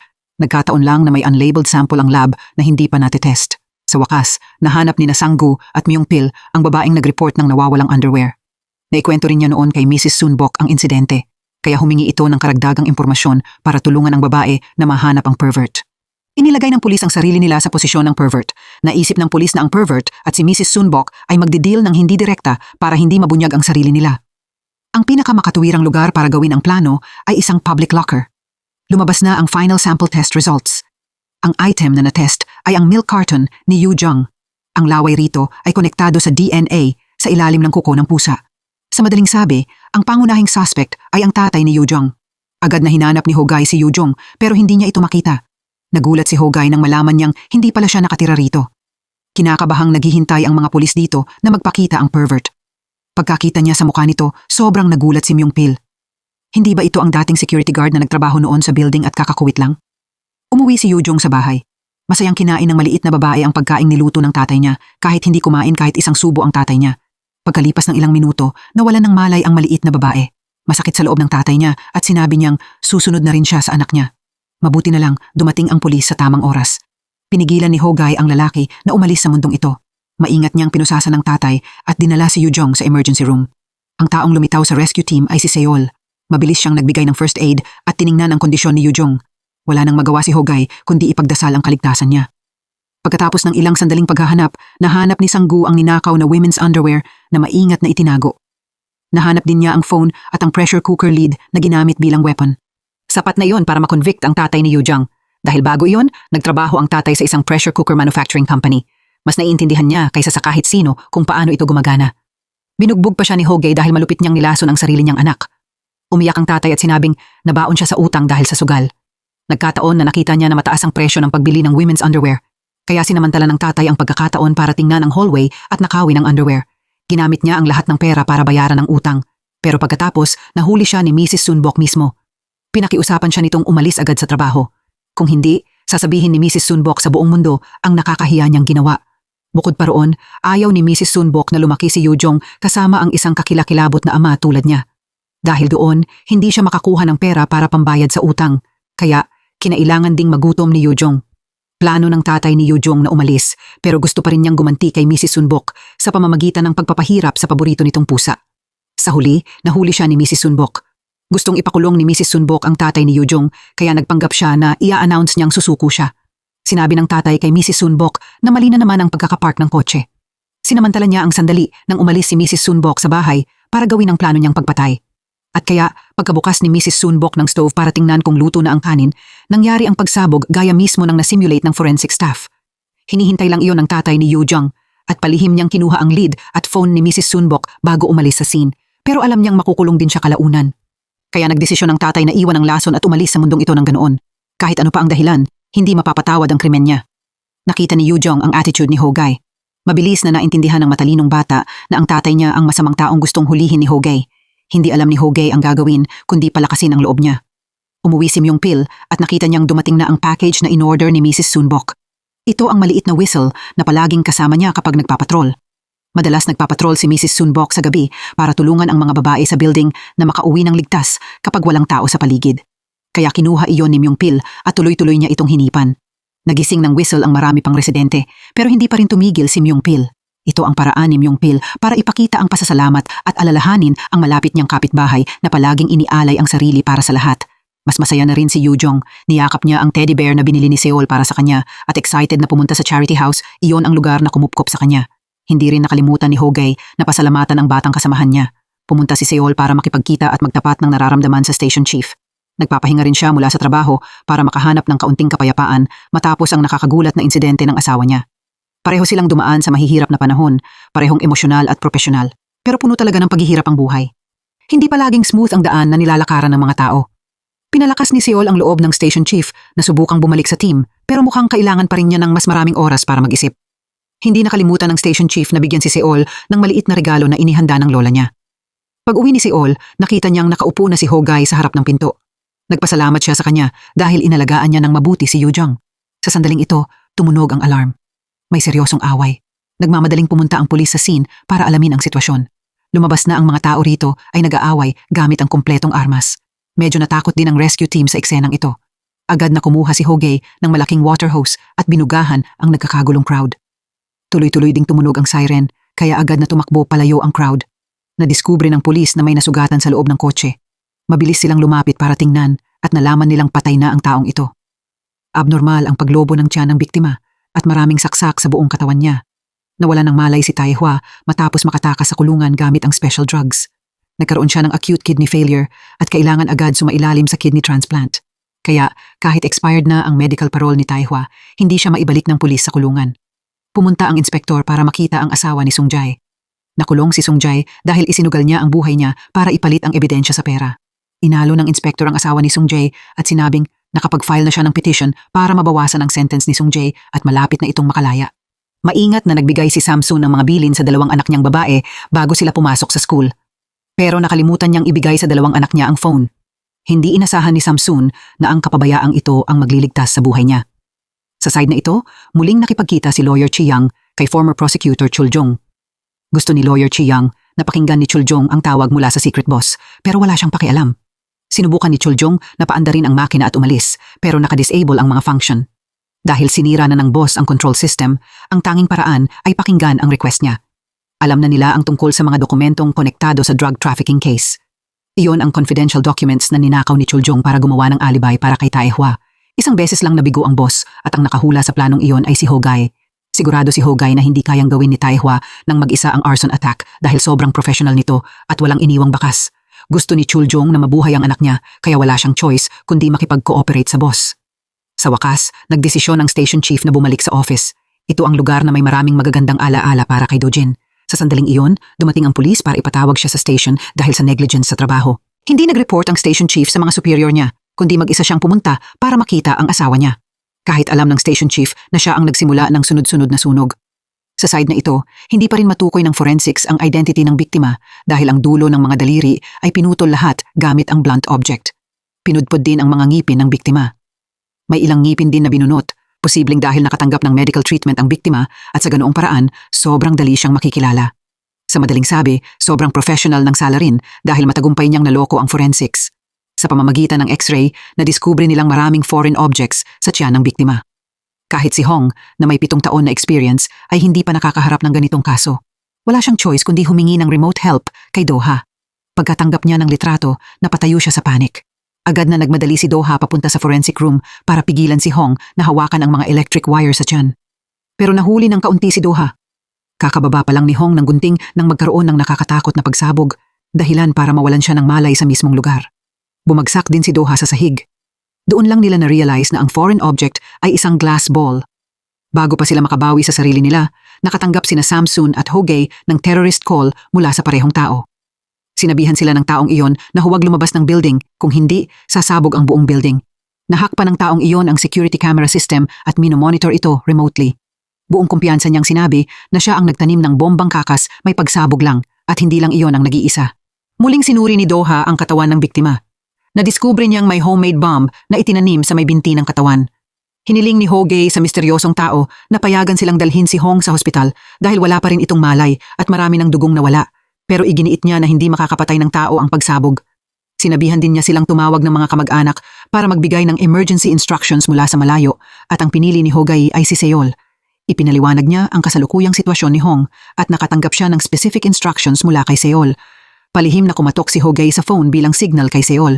Umaasa lang siya na maiintindihan ito ni Seol. Kalmadong sinunod ni Doha ang bawat step at mabuti na lang unti-unting nagkamalay si Hong at nakahinga ng normal. Nagdesisyon si Hogay na hamunin ang misteryosong tao. Sinabi niya na kung gusto nito, pwede niyang pasabugin ng bomba. Sa ganoong paraan, masisira ang plano niya. Siguradong hindi kailanman makikipag-compromise ang pulis sa isang blackmailer. Hindi siya nagulat sa kayabangan ni Hogay dahil lang sa sobrang pinag-aralan na niya ito. Ang susunod na target ay ang 2 anak ni Samsun. Nang eksaktong binasa ng misteryosong tao ang impormasyon ng 2 bata, malakas na sumigaw si Samsun at minura ang misteryosong tao. At hindi rin nanatiling kalmado ang misteryosong tao dahil sa ingay. Nagbanta ang misteryosong tao na kapag lumabas si Samsun sa pintuang iyon, ang 2 batang wala ng ama ay mawawalan din ng ina. Sa sitwasyong ito, hindi alam ni Samsun ang gagawin. Bumagsak si Samsun at napunta pa sa state ng hyperventilation at kailangang subukan ni Doha na tulungan siyang ayusin ang paghinga niya.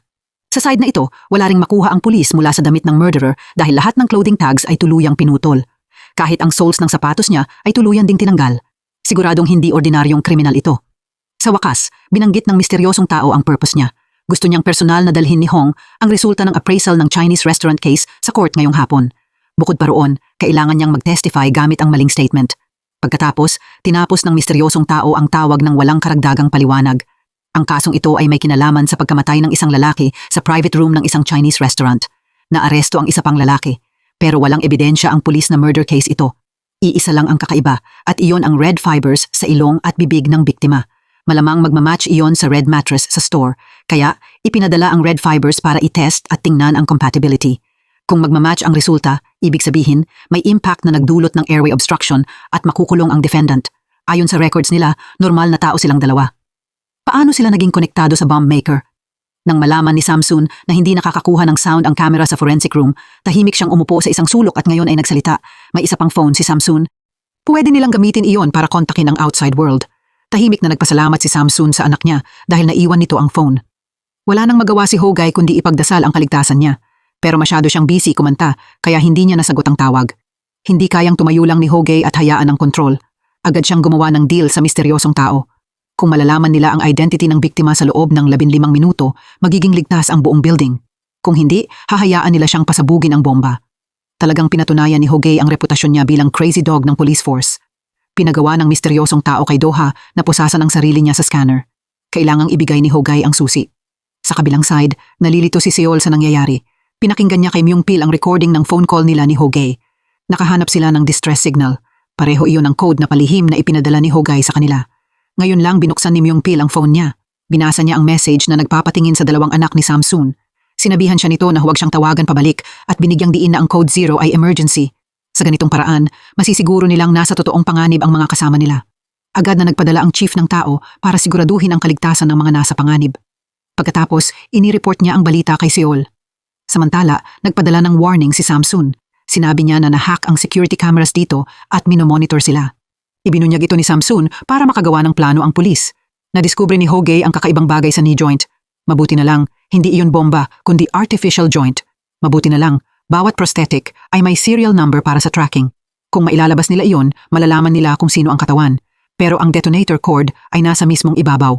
Kapag sumobra o sumabit ng kaunti, sasabog ito. Si Hogay lang ang pwedeng humawak sa task na ito.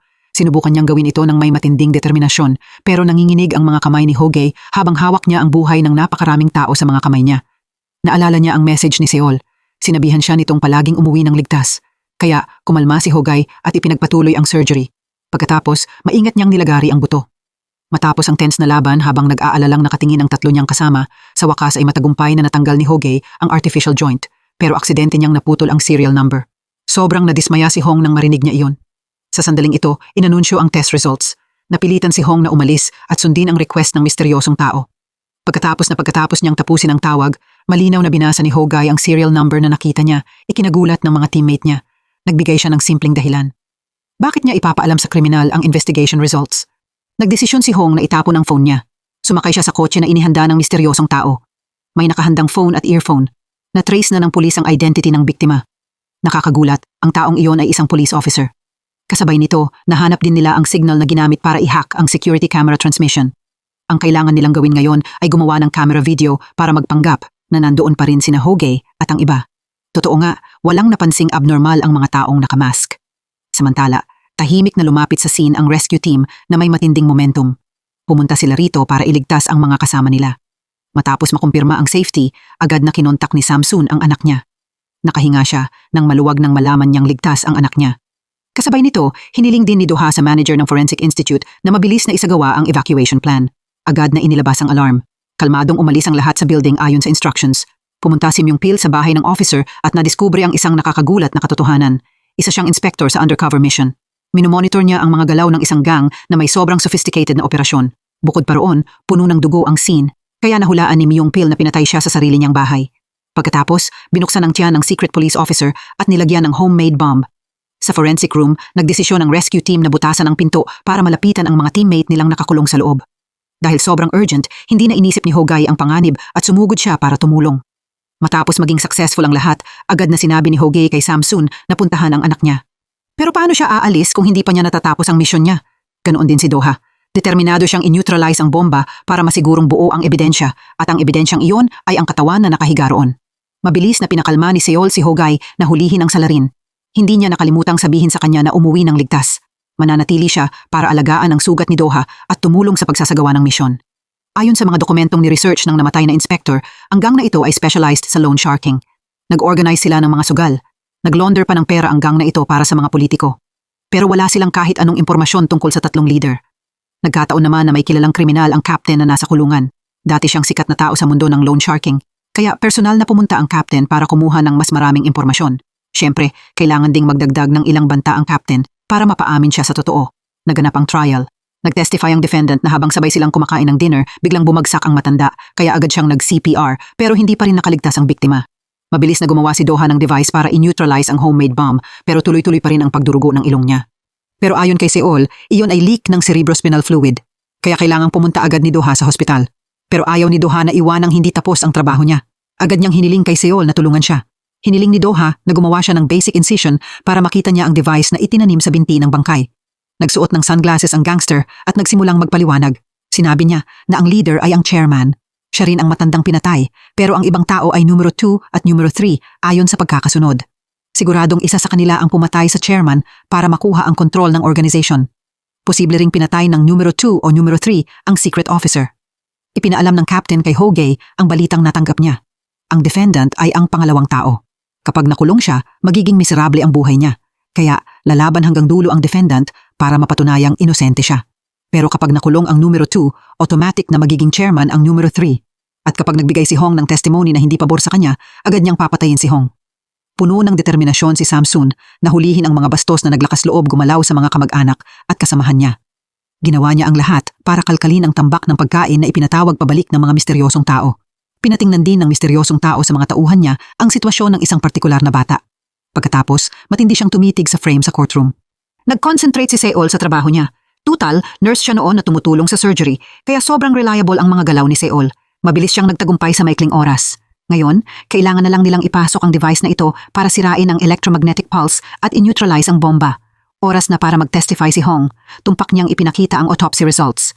Walang external impact o anumang factor mula sa puso at utak na nagpapakitang sudden death ang pagkamatay na ito, maliban sa natirang buhok sa ilong at bibig.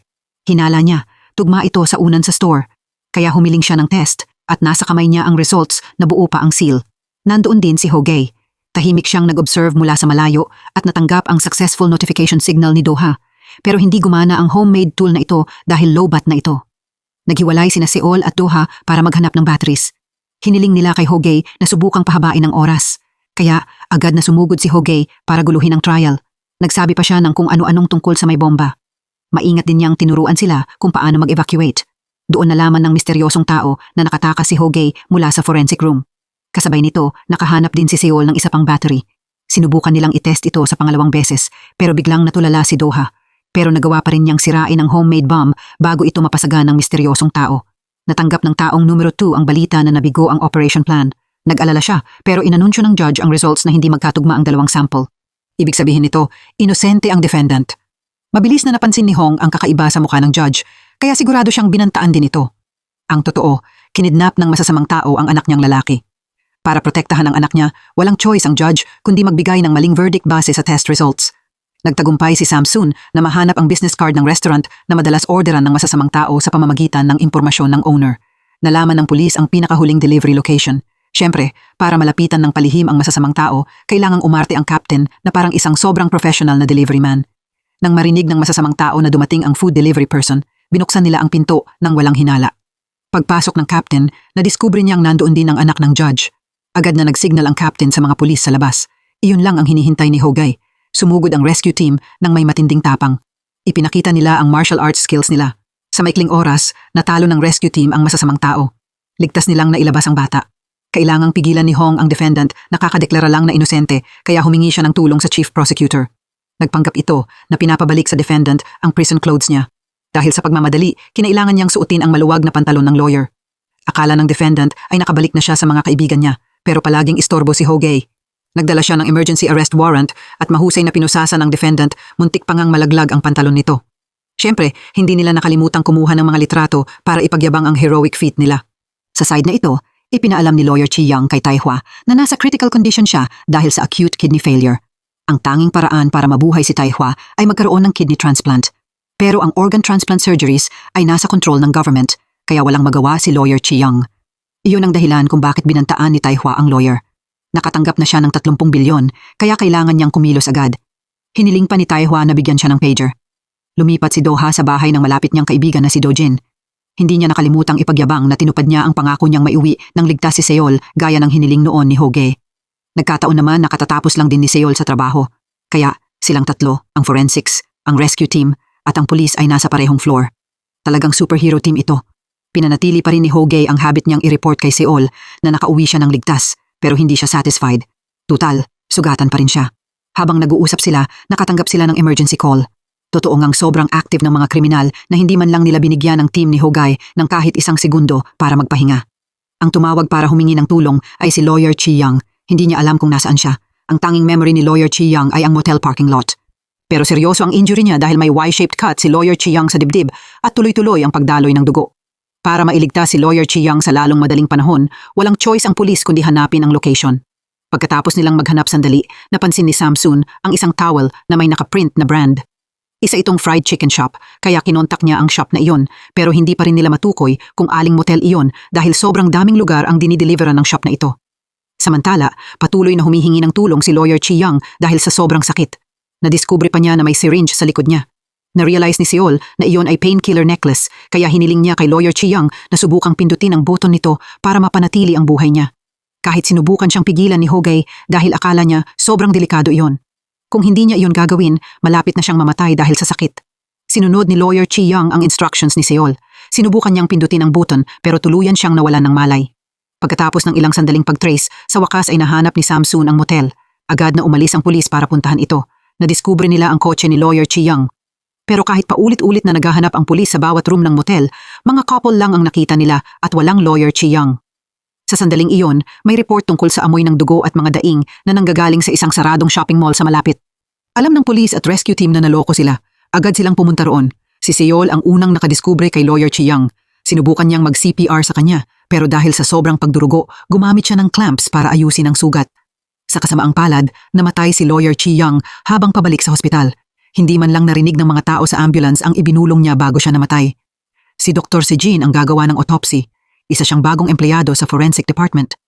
Nakita ni Dr. Sejin na kakaiba ang sugat, kaya agad niyang hiniling na makita si Seol na siyang unang nagbigay ng first aid. Samantala, pumunta ang dating chief prosecutor na si Chul Jong para makita ang prisoner. Binantaan niya itong ipapakulong habang buhay kung hindi nito sasabihin ang alam niya. Sa wakas, inamin niya na ang mastermind ay isang boss na may palayaw na Dex. Dumating si Seol sa request ni Sejin para ipaliwanag ang insidente pero tinitigan siya nito ng may kahina-hinalang tingin na nagpaisip sa kanya kung saan siya nagkamali. Personal na inimbitahan ni Dr. Sejin si Seol para tanungin siya tungkol sa medyo aggressive niyang paraan ng pagpigil sa pagdurugo pero sigurado siyang iyon ang pinakamagandang solusyon para sa biktima noong oras na iyon. Tiningnan ni Sejin si Seol ng may questioning gaze. Nahulaan niya na nakasali na ito sa mga surgery kaya dapat niyang tulungan ang forensic staff sa autopsy na ito. Ginawa ni Sejin ang autopsy at nakadiskubre ng maraming abnormalidad. May nawawala sa biktima, ang kanang baga, kanang lobe, kanang liver at kanang kidney. Ang puso lang ang buo dahil iyon lang ang paraan para mabuhay ang biktima. Malaki ang posibilidad na may specialized doctor ang Salarin at mayroon din siyang assassin. Samantala, inisip ni Sejin na sinadya ng Salarin na iwan ang biktima sa water tank bilang paraan para ipagyabang ang krimen niya. Pero hindi sumang-ayon si Hogay dahil ginawa ito ng Salarin na parang hamon sa pulis. Gusto ng Salarin na sabihin sa pulis na kaya niyang umatake ng kahit sino ng mas maraming beses.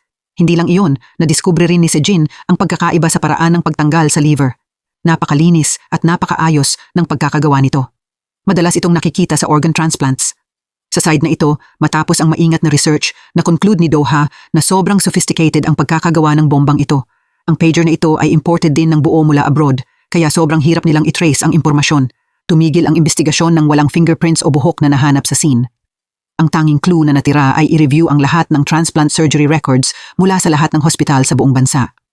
Matapos imbestigahan ng pulis ang mga kasong konektado sa mga doktor gaya ng hinala ng forensics, may nadiskubre si Myung Pil na sobrang kahina-hinalang tao. Iyon ay ang kaso ng babaeng estudyante na si Mi Jong. Ang suspect sa kasong ito ay si Tae Hwa. Pero bakit siya napawalang sala? Espesyal ang kasong ito dahil anesthesiologist ang ama ni Mi Jong. Naaalala niya ang sama ng loob niya kay Lawyer Chi Young dahil sinabi ni Lawyer Chi Young na isa siyang prostitute na nanghingi ng pera sa client niya. Pagkatapos ng lawsuit na iyon, iniwan ng ina ni Mi Jong ang mundo dahil hindi niya nakaya ang pressure ng public opinion. Tumigil na ngayon sa trabaho ang ama ni Mi Jong at mag-isa na siyang nakatira sa bundok sa mismong lugar kung saan iniwan ng asawa niya ang mundo. Hiniling ni Doha sa malapit niyang uncle na tulungan siyang ayusin ang pager na ito. Mabuti na lang, may talento rin ang uncle. Kinumpirma rin niya na siguradong tutulong siya. Kinontak ng dating chief prosecutor ang boss para itanong ang lokasyon ng drug trafficking documents. Pero para ibigay niya ang impormasyong iyon, kailangang ipalit ni Chul Jong ang case file ni Congressman Jong Do. Kung hindi, pupuntahan niya ang anak niya. Walang choice ang dating chief prosecutor. Pinuksan niya ang safe niya. Kinuha ito ni Chul Jong at pinalitan ng isa pang copy. Matapos mapilitan sina Hogay at Myung Pil na umakyat ng bundok, pareho silang nagulat at natakot sa scarecrow. Sa wakas, nakilala nila si Mr. Moongu. Wala siyang phone at walang contact sa kahit sino, kaya walang pakialam si Moongu sa nangyayari sa mundo. Pero nang marinig ni Moongu na patay na si Lawyer Chi Young, sobrang natuwa siya. Sa wakas, naparusahan ng krimen. Pwede nang mamatay ng payapa ang asawa at anak niya. Siyempre, sa liblib na lugar na ito sa bundok, walang kamera na pwedeng mag-verify ng alibi ni Moongu. Sa side na ito, matagumpay na na-restore ni Doha ang machine at nakatanggap siya ng serye ng mga numero na sobrang kahawig ng IP address. Pag-uwi ni Hoge, nakita niya si Seol na nakaupo sa labas. Akala niya ay hinihintay siya nito, pero ang totoo, gusto lang nitong humingi ng pirma sa petition para i-waive ang summons mula kay Station Chief Soon. Pagkatapos, simple silang nag-dinner ng magkasama. Ipinahayag ni Seol ang pag-aalala niya dahil kailangang harapin ni Hoge ang ganitong delikadong kaso. Akala niya sobrang brutal ng murderer. Naisip pa ni Seol ang worst case scenario. Umaasa siyang hindi nasasali si Hoge sa paglutas ng kaso. Pero hindi pinapayagan ng makatarungang ugali ni Hoge na magpakumbaba at matakot sa salarin. Determinado siyang parusahan ang salarin. Isa lang ang hiling ni Hoge. Kahit gaano pa siya kalubhang masaktan, nandyan pa rin si Seol sa tabi niya. Tinanong ni Prosecutor Hong Jun ang station chief tungkol sa special documents na konektado sa sunog sa slum. Ibinunyag niya na gusto niyang i-research ulit ang kaso dahil noong panahong iyon, inakala ng rescue team na arson iyon pero binaliwala ng pulis ang opinyon na iyon. Pinakiusapan ni Prosecutor Hong Jun ang station chief na tigilan ang pagsira sa future niya dahil sa katangahang aksyon na iyon at itigil ang pag-imbestiga sa mga bagay mula sa nakaraan. Nagdalawang isip siya, hindi sigurado kung isusugal ba niya ang buong karir niya para ilabas ang totoo. Nang magtapat ang captain na palagi siyang kikilos ayon sa tama para hindi siya mapahiya sa harap ng juniors niya. Dahil doon, nagdesisyon ang station chief na ibigay sa pulis ang mga dokumento ng sunog 10 taon na ang nakaraan. Nangyari iyon mismo noong nasa peak ang conflict sa pagitan ng contractor at ng mga residente. Pagkatapos ng insidenteng iyon, napilitang umalis ang mga residente nang walang natanggap na kahit anong compensation. Maingat na ginawa ni Sejin ang experiment at inobserbahan ang internal organs ni Lawyer Chi Young. Pagkatapos, agad niyang pinatawag si Seol dahil ang pagtukoy kung aling parte ang unang kinuha ang susi sa kasong iyon. Ang judgment ni Seol ay tuluyang tumugma sa iniisip ni Sejin kaya kailangan nilang pumunta sa police station ng magkasama. Naniniwala si Sejin na minsan, ang autopsy results ay hindi ang gusto ng pulis. Madali itong magdulot ng conflict sa pagitan ng forensic staff at ng pulis. Ayaw maintindihan ni Sejin ang iniisip ng mga buhay. Mas komportable siya kapag nakikipag-contact siya sa mga bangkay. Kapag sinasaksak ni Sejin ang mga bangkay, hindi sila nakakaramdam ng galit o sama ng loob. Kalmado lang na inaalam ni Sejin kung ano ang nangyari sa kanila sa huling sandali ng pag-iral nila. Hinala ng captain, may puwersang nagmamanipulate sa sunog na binanggit ng station chief. Pero kailangan ng pulis na imbestigahan ng mabuti ang bagay na iyon at makahanap ng matibay na ebidensya. Pagod na pagod si Samsun matapos tingnan ang lahat ng surgical records ng mga hospital pero wala siyang nahanap. Kailangang kumain ng tao para magkaroon ng lakas magtrabaho. Sinamantala ng pulis ang oras para punuin ang gutom nilang tiyan. Pero sa sandaling ito, tumawag si Sejin at hiniling sa pulis na pumunta agad. Matapos magsagawa ng maingat na tests, sina Sejin at Seol na-conclude nila na ang pagtanggal sa liver o lungs ay distraction lang dahil masyadong violent ang pagputol sa vein. Imposibleng matransplant ang organs. Ang gusto ng salarin ay ang unang bagay ding kinuha. Ang bagay na iyon ay ang kidney. Mabilis na naisip ni Hoge ang salarin. Ang taong kailangan nilang pinakaingatan ngayon ay si Taehwa. Agad na pumunta si Hoge sa hospital, pero napalitan na ang biktima sa kama. Kusang inasikaso ni Sejin ang sugat ni Seol. Pinalakas din niya ang loob nito na isantabi ang guilt niya kapag hindi niya nailigtas ang mga biktima. Kung walang malakas na loob si Sejin, mamimiss niya sana ang importanteng ebidensyang ipinapakita ng katawan ng mga biktima. Pero sa pagkakataong ito, may masamang kutob si Sejin. Sobrang talino ng killer, mas matalino pa kaysa sa inakala nila. Isinapubliko sa press ang balita ng pagtakas ni Taehwa mula sa kulungan. Isa itong malaking dagok sa police force. Mas tumindi ang determinasyon ng pulis na mag-imbestiga. Na-realize nila na siguradong kakailanganin ni Taehwa ng pera para magpa-transplant ng organs. Kaya, kailangan nilang mabilis na makuha ang lahat ng accounts at transaction history niya. Ibinunyag ng tax office na ibinenta ni Taehwa ang bahagi ng lupa niya at kumita ng 34 na bilyon. Ang perang iyon ay na-transfer sa isang account sa Switzerland. Pero aabutin ng ilang buwan bago makahingi ng tulong ang pulis para magbigay sila ng documents. Ang taong nag-asikaso ng lahat ng ito ay siguradong si Lawyer Chi Young. Tinukoy ni Hoge ang lokasyon ng recent phone signal niya. Kailangan lang hanapin ng pulis ang phone na iyon at malulutas na ang lahat. Siyempre, mabilis itong na-track ng cybersecurity team at ang unang application na na-download ay cryptocurrency. Nagkataon naman na ang cryptocurrency application na ito ay nag-transact ng halagang katumbas ng 34 na bilyon. Pagkatapos, 34 na bilyon ang na-transfer sa account ni Lawyer Chi Young. Ang 34 na bilyon na iyon ay malamang ang halaga para bilhin ang kidney niya. Nadiskubre rin ni Samsun na may malaking transaksyon na ipinadala sa orthopedic clinic. Iyon lang ang hinihintay ng pulis, kaya agad silang umalis. Pero pagdating ng pulis, walang tao roon. Walang senyales na nandoon si Taehwa. Sa totoo lang, ligtas siyang nagpapagamot sa isa pang secret na lugar na may parehong modernong equipment. Nang bumalik ang chief prosecutor sa safe, nakita niyang wala na ang file. Siguradong ang kaso ni Congressman Jong Do ang weak spot ng boss. Nandoon si Samson sa scene para maghanap ng natitirang bakas. Sa wakas, matagumpay niyang nakuha ang nag-iisang fingerprint. Kahit gumamit ng gloves ang murderer, kung hindi niya alam kung paano ito gamitin, wala rin itong silbi. Nabigo ang plano para hulihin si Taehwa. Kalmadong pinag-isipan ni Ho-Gae ang sitwasyon at sigurado siyang kailangang may hearse para ihatid ang pasyente sa surgery. Kaya, kailangan lang tingnan ng pulis ang lahat ng hearse sa lugar nung araw ng pagkamatay ni Lawyer Chi Young. Pero kahit sinubukan ng pulis na imbestigahan ang bawat hearse, wala pa rin silang mahanap na clue. Muling natigil ang investigasyon. Sakto naman, lumabas ang resulta ng fingerprint examination sa scene. Ang taong tumugma ay si Moon-gu. Agad na pumunta si Ho-Gae sa tinitirhan niya pero huli na ang lahat. Wala nang iba si Moon-gu kundi isang bangkay. Ang cause of death ay malamang ang anesthetic na naiwan sa scene. Hindi inaasahang nakipagkita ang dating chief prosecutor na si Chuljong kay Ho-Gae dahil alam niyang nahihirapan siya sa kasong ito. Iminungkahi rin ni Chuljong na baka may nakaligtaang hidden crime ang pulis. Ibig sabihin, nagawa na ng salarin ang krimen noon at hindi pa siya nadidiskubre o napaparusahan ng batas. Binigyan pa ni Chuljong si Ho-Gae ng mga dokumento para pag-aralan at konektado ito sa unang kasong inimbestigahan ng mag-ama ng magkasama. Alam ni Chuljong na may isa na namang delikadong plano si Dex. Kaya ang desisyong tumigil o magpatuloy ay nakadepende sa choice ni Ho-Gae. Pagkatapos, nagdesisyon ang mag-ama na magsagawa ng autopsy kay Congressman Jong Do sa pag-asang may mahanap silang abnormalidad. Alam ni Ho-Gae na ang kahit sinong may alam sa kinaroroonan ni Dex ay papatayin at malaki ang posibilidad na ang ama ni Ho-Gae ang susunod na target. Pero hindi masabi ng dating prosecutor na si Chuljong na si Ho-Gae ang gustong patayin ni Dex. Nakadiskubre si Sejin ng puting crystalline substances sa tiyan ng biktima. Hindi siya nagdalawang isip na tikman ito, ikinagulat ng lahat at kinumpirma ni Sejin na asin iyon dahil sobrang alat. Ipinakita ng results na walang ebidensyang pinatay si Congressman Jong Do. Buong buhay ni Chuljong ay ginugol niya bilang prosecutor kaya hindi pa rin siya naniniwalang natural death lang ito. At nagkataon naman, ganoon din ang iniisip ni Ho-Gae. Walang krimen ang perfect. Basta gumawa ng krimen ang salarin, siguradong may maiiwan na bakas. Nakakuha rin si Inspector Yang Su ng bagong clues tungkol kay Sunyol. Isa siyang taong kakalaya lang sa kulungan kamakailan. Nagdesisyon si Inspector Yang Su na siya mismo ang aaresto sa kanya. Bumalik si Ho-Gae sa bahay ni Congressman Jong Do at inalala ang mga nangyari noong araw na iyon. Dahil may naka-install na security camera sa bahay na record ang buong kilos. Kumain ng breakfast si Congressman Jong Do gaya ng dati. Kumain din ng maid ng parehong portion kaya pwedeng alisin ang posibilidad na food poison si Congressman Jong Do. Pagkatapos, nagpahinga siya sa chair at namatay makalipas ang ilang sandali. Maingat na nag-observe si Ho-Gae sandali at nadiskubre niyang paulit-ulit na dinadagdagan ni Congressman Jong Do ng asin ang bowl ng soup niya. Agad niya itong tinikman at nalaman niyang hindi pala ito maalat. Gustong malaman ni Do-ha ang tungkol sa kakaibang IP series na ito, kaya pumunta siya kay Samsun. Determinado rin si Samsun na malaman ang totoo. Hiniling ni Samsun sa kakilala ni Do-ha na mag-install ng equipment para ma-access ang military satellite communications. Na-realize ni Do-ha na sobrang delikado ng aksyong ito dahil pwede nitong galawin ang underground world ng organ trafficking at drugs. Pero hindi pinayagan ng professional conscience ni Do-ha na sumuko siya. Nakuha ni Ho-Gae ang test results ng salt shaker sa mesa. Bukod sa asin, may isa pang sangkap, potassium. Kapag ginamit ng sobra sa allowed amount, pwede itong ikamatay, lalo na sa matatandang pasyente na may underlying kidney disease tulad ni Congressman Jong Do. Hindi sinasadyang nakita ni Ho-Gae si Seol na umaakyat sa hagdan.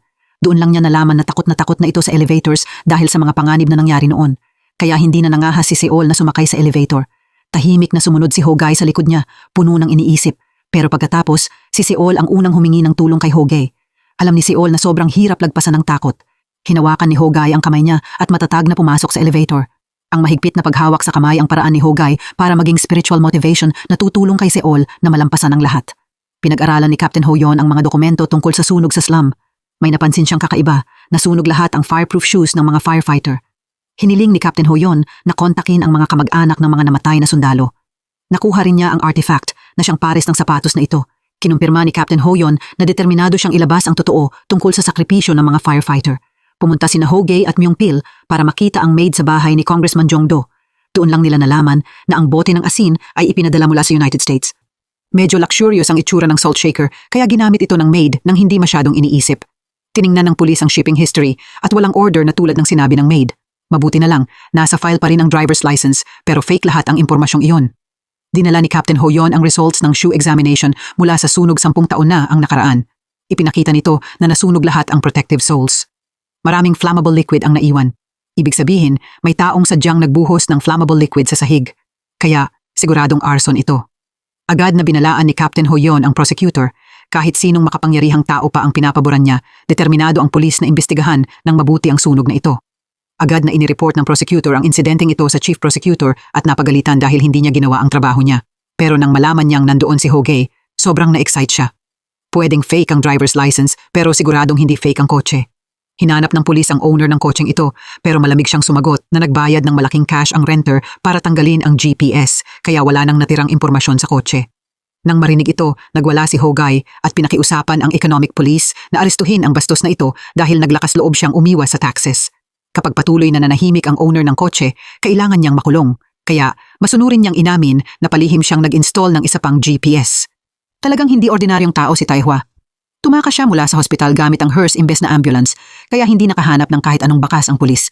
Dahil sa masina na ito, nahanap ni Samsun ang kasalukuyang lokasyon ni Taihua. Kakapangako lang ni Hogae na itatago niya ang business secret para sa boss pero agad niyang binawi ang sinabi niya pagkapasok niya sa kotse. Paano niya hahayaang makawala ang isang kriminal? Tiningnan ni Inspector Yang Su ang security cameras sa convenience store.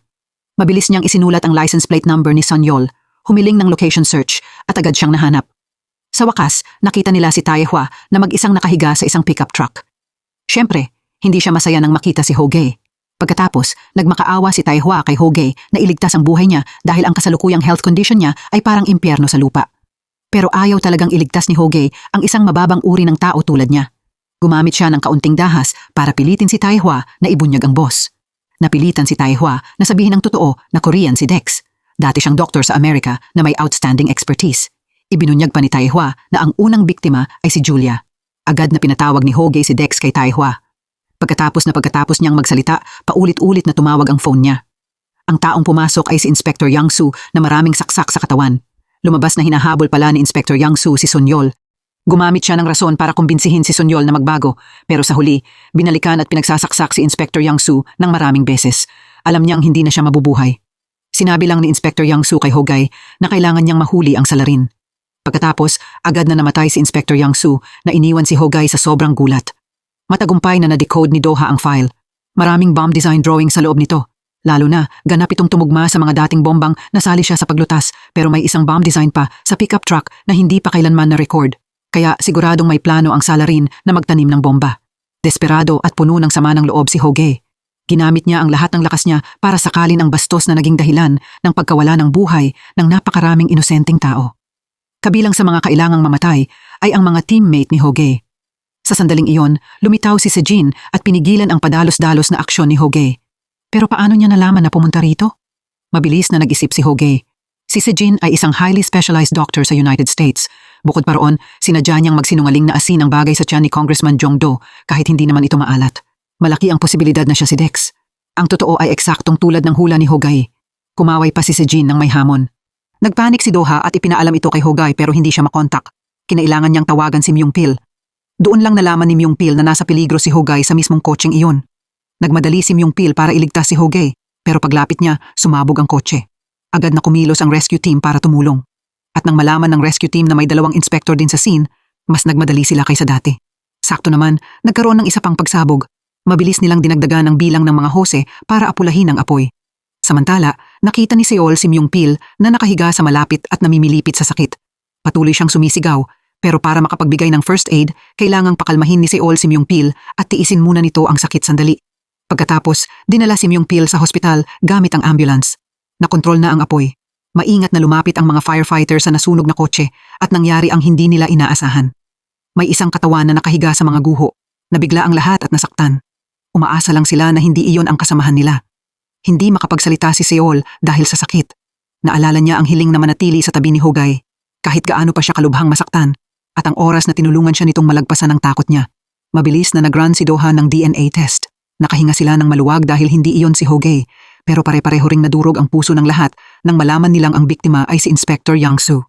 Sa side na ito, inilayo si Dex sa scene ng kasabot niyang si Sonyol. Kalmado niyang ginamot ang sugat niya at inalala ang kakaganap lang. Nakipagsabuatan si Taihua kay Dex para bitagin si Hogae. Sobrang saya ni Taihua nang makita niyang nahulog sa bitag niya ang kalaban niya. Pero hindi inaasahan, agad siyang pinatay ni Dex nang hindi na siya kapakipakinabang. Alam ng station chief na ang asawa niya ang mastermind sa likod ng sunod-sunod na arson attacks, pero wala itong kinalaman sa sunog sa slums. Kaya, determinado ang station chief na malaman ang totoo. Doon lang niya magagawang harapin si Dojin. Sa wakas, nagising si Hoge sa isang kakaibang lugar. Nakita niyang puno ng dugo ang likod ng tenga niya. Pagkalakad ni Hoge palayo, parang umiikot ang mundo at narinig ang masayang good morning greeting mula kay Dex.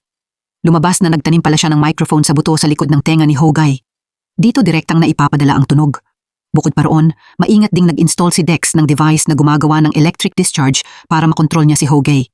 Nagawa pa niyang pasabugin si Hoge sa isang iglap. Masaya pang ipinagyabang ni Dex kung paano niya inasikaso si Taehwa matapos niyang gamitin ito.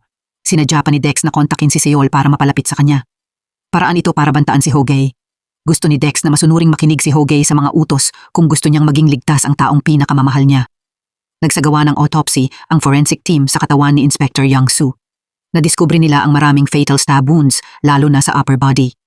Malaki ang posibilidad na kakilala ang salarin. Determinado siyang patayin si Inspector Yang Soo ng harapan. Hinala ni Captain Hoyon na ang salarin ay si Sunyol dahil junior siya na labis na pinagkatiwalaan ni Inspector Yang Soo. Pero simple lang siyang bomb carrier para sa mastermind. At ang mastermind na iyon ay may matinding talino dahil nag-set up siya ng mga bomba na sobrang hirap gawin at siya ang nasa likod na nag-coordinate ng lahat. Dahil sa maraming taon niyang experience, may nadiskubring abnormalidad si Doha. Habang ang mga dating pagsabog ng bomba ay pwedeng gawin mula sa malayo, ang pinakahuling pagsabog ay pinasabog mula sa sobrang lapit na distansya. Sa madaling sabi, nandoon ang salarin noong oras na iyon. Isinagawa ni Hogay ang plano niya. Pinigilan niya si Prosecutor Hong Jun mismo sa court para makuha ang access card. Sinubukan ni Samsun na hanapin ang mga sasakyang pumasok at lumabas sa lugar na iyon. Kahit pinatay ng salarin ang lahat ng kamera, mabuti na lang nakahanap si Samsun ng bagong clue. Umasa si Samsun sa dashcam ng traffic police team na naka-duty. At na-record nga ng camera ang image ni Sunyol noong oras na iyon.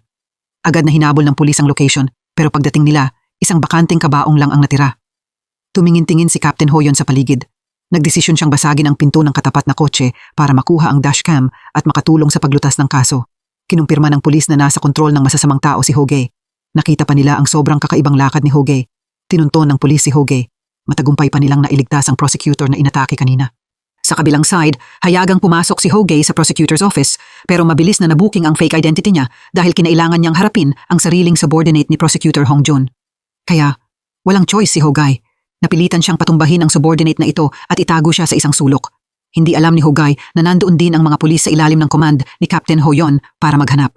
Kinumpirma ng pulis na si Hogay ang umatake sa subordinate. Patuloy pa ring nagbibigay ng instruction si Dex mula sa malayo. Pinagawa niya kay Hogay na i-hack ang police database. Kailangang kopyahin ni Hogay ang data sa isang memory card at kasabay nito, kailangan niyang burahin ang original na naglalaman ng lahat ng DNA ng mga kriminal sa Korea sa nakaraang 10 taon. Mukhang enjoy si Dex na pilitin ang detective na naghahanap ng justice na si Hogay na personal na burahin ang mga effort ng pulis sa investigasyon. Ginawa iyon ni Dex para palayain ang mga kriminal. Maingat itong pinag-isipan ni Hogay at sa huli, gumawa pa rin siya ng desisyong hindi niya kayang labagin ang konsensya niya. Mukhang nahulaan na ito ni Dex, kaya pumunta siya sa hospital room ni Myung-pil. Binantaan ni Dex na tuturukan niya ito ng misteryosong solusyon na mabilis na papatay kay Myung-pil. Siyempre, kailangan niyang ipakita kay Hogay ang buong eksena. Kinutya rin ni Dex na hindi kasing importante ng mga database na iyon ang buhay ni Myung-pil. Malakas na sinabihan ni Hogay si Dex na tumigil. Sakto naman, lumitaw si Seol. Nagpanggap si Dex na parang walang nangyari. Narinig ni Hogay ang usapan ni na Seol at Dex. Alam ni Hogay na buong buo pa rin ang tiwala ni Seol sa kanya. Siguradong babalik siya kasama ang kriminal na iyon. Ang huling request ni Hogay ay simple lang, huwag saktan si Myung-pil at Seol. Kapalit nito, kailangang gawin ni Hogay ang gusto ni Dex. Kinuha pa ni Hogay si Captain Hoyon bilang hostage. Nagulat ang lahat dito. Pagkatapos, mabilis na nakahanap si Hogay ng pagkakataong makatakas. Tumakas si Hogay gamit ang kotseng ninakaw niya sa delivery man, pero mabilis siyang bumagsak sa kalsada dahil gumawa si Dex ng electric pulse sa pamamagitan ng device na itinanim sa tenga ni Hogay. Pero isang totoong mad dog ang kinalaban niya. Hindi nagtagal, nadiskubre ni Hogay na may naka-install siyang hidden camera. Pinrovoke niya si Dex sa pamamagitan ng paglunok sa memory card na matagal na nitong gustong makuha. Sinubukan ni Dex na magpanggap na okay lang siya, pero umabot na sa sukdulan ang kabaliwan niya. Dahil lumabag si Hogay sa batas, pinaghinalaan ng prosecution si Hogay na murderer at tumakas. Agad silang naglabas ng nationwide manhunt para kay Hogay. Kahit tinurukan ni Dex si Myung-pil ng overdose ng sedatives, maswerte siyang nakaligtas. Pero hindi pinaghinalaan ni Seol si Dex kahit kaunti. Maling akala pa niya na aksidente nitong nadiskubre ang kakaibang symptoms at nagbigay ng timely emergency treatment. Medyo nagulat si Hogay nang marinig niyang wanted siya. Agad niyang kinontak si Doha sa phone at gumawa ng misteryosong request. Mabilis na humingi ng tulong si Doha sa malapit niyang junior sa bomb squad. Hawak ni Doha ang device at nandoon siya sa meeting point. Nakakagulat, lumitaw rin doon si Seol. Inactivate ni Doha ang jammer, kaya mayroon silang 4 na maikling minuto para mag-usap nang hindi natatakot na marinig sila ni Dex. Para maiwasan ang hinala ni Dex, mabilis na tinanggal ni Seol ang implanted capacitor sa katawan ni Hoge. Kailangang manatili ang contact device para hindi sila madetect ni Dex. Mabuti na lang, nagtagumpay si Seol sakto nang matapos ang oras. Agad na kinontak ni Dex si Hoge at pinapunta siya sa meeting point. Umalis din si Hoge nang walang pag-aalinlangan, pero ang taong naghihintay doon ay ang ama ni Hoge. Nakontrol na rin siya ni Dex noon pa. Ang mission ngayon ni Chuljong ay ibigay kay Hoge ang gamot na pampasuka. Pinilit ni Chuljong si Hoge na inumin ito, kung hindi, mamamatay ang lahat ng inosenteng tao rito. Sobrang urgent ng sitwasyon. Kinontak ni Doha si Captain Ho Yon para humingi ng support. Samantala, naisuka na ni Hogay ang USB. Parehong galit at desperado si Hogay. Ayaw niyang hayaang dungisan ng mga kriminal ang batas. Umaasa si Hogay na hindi siya pipigilan ng ama niya sa pag-aresto sa mga tauhan ni Dex. Marahil ang sinseridad na iyon ang gumalaw sa huling piraso ng konsensya ni Chuljong. Ibinunyag niya ang location kung saan niya makikilala si Dex para iabot ang memory card.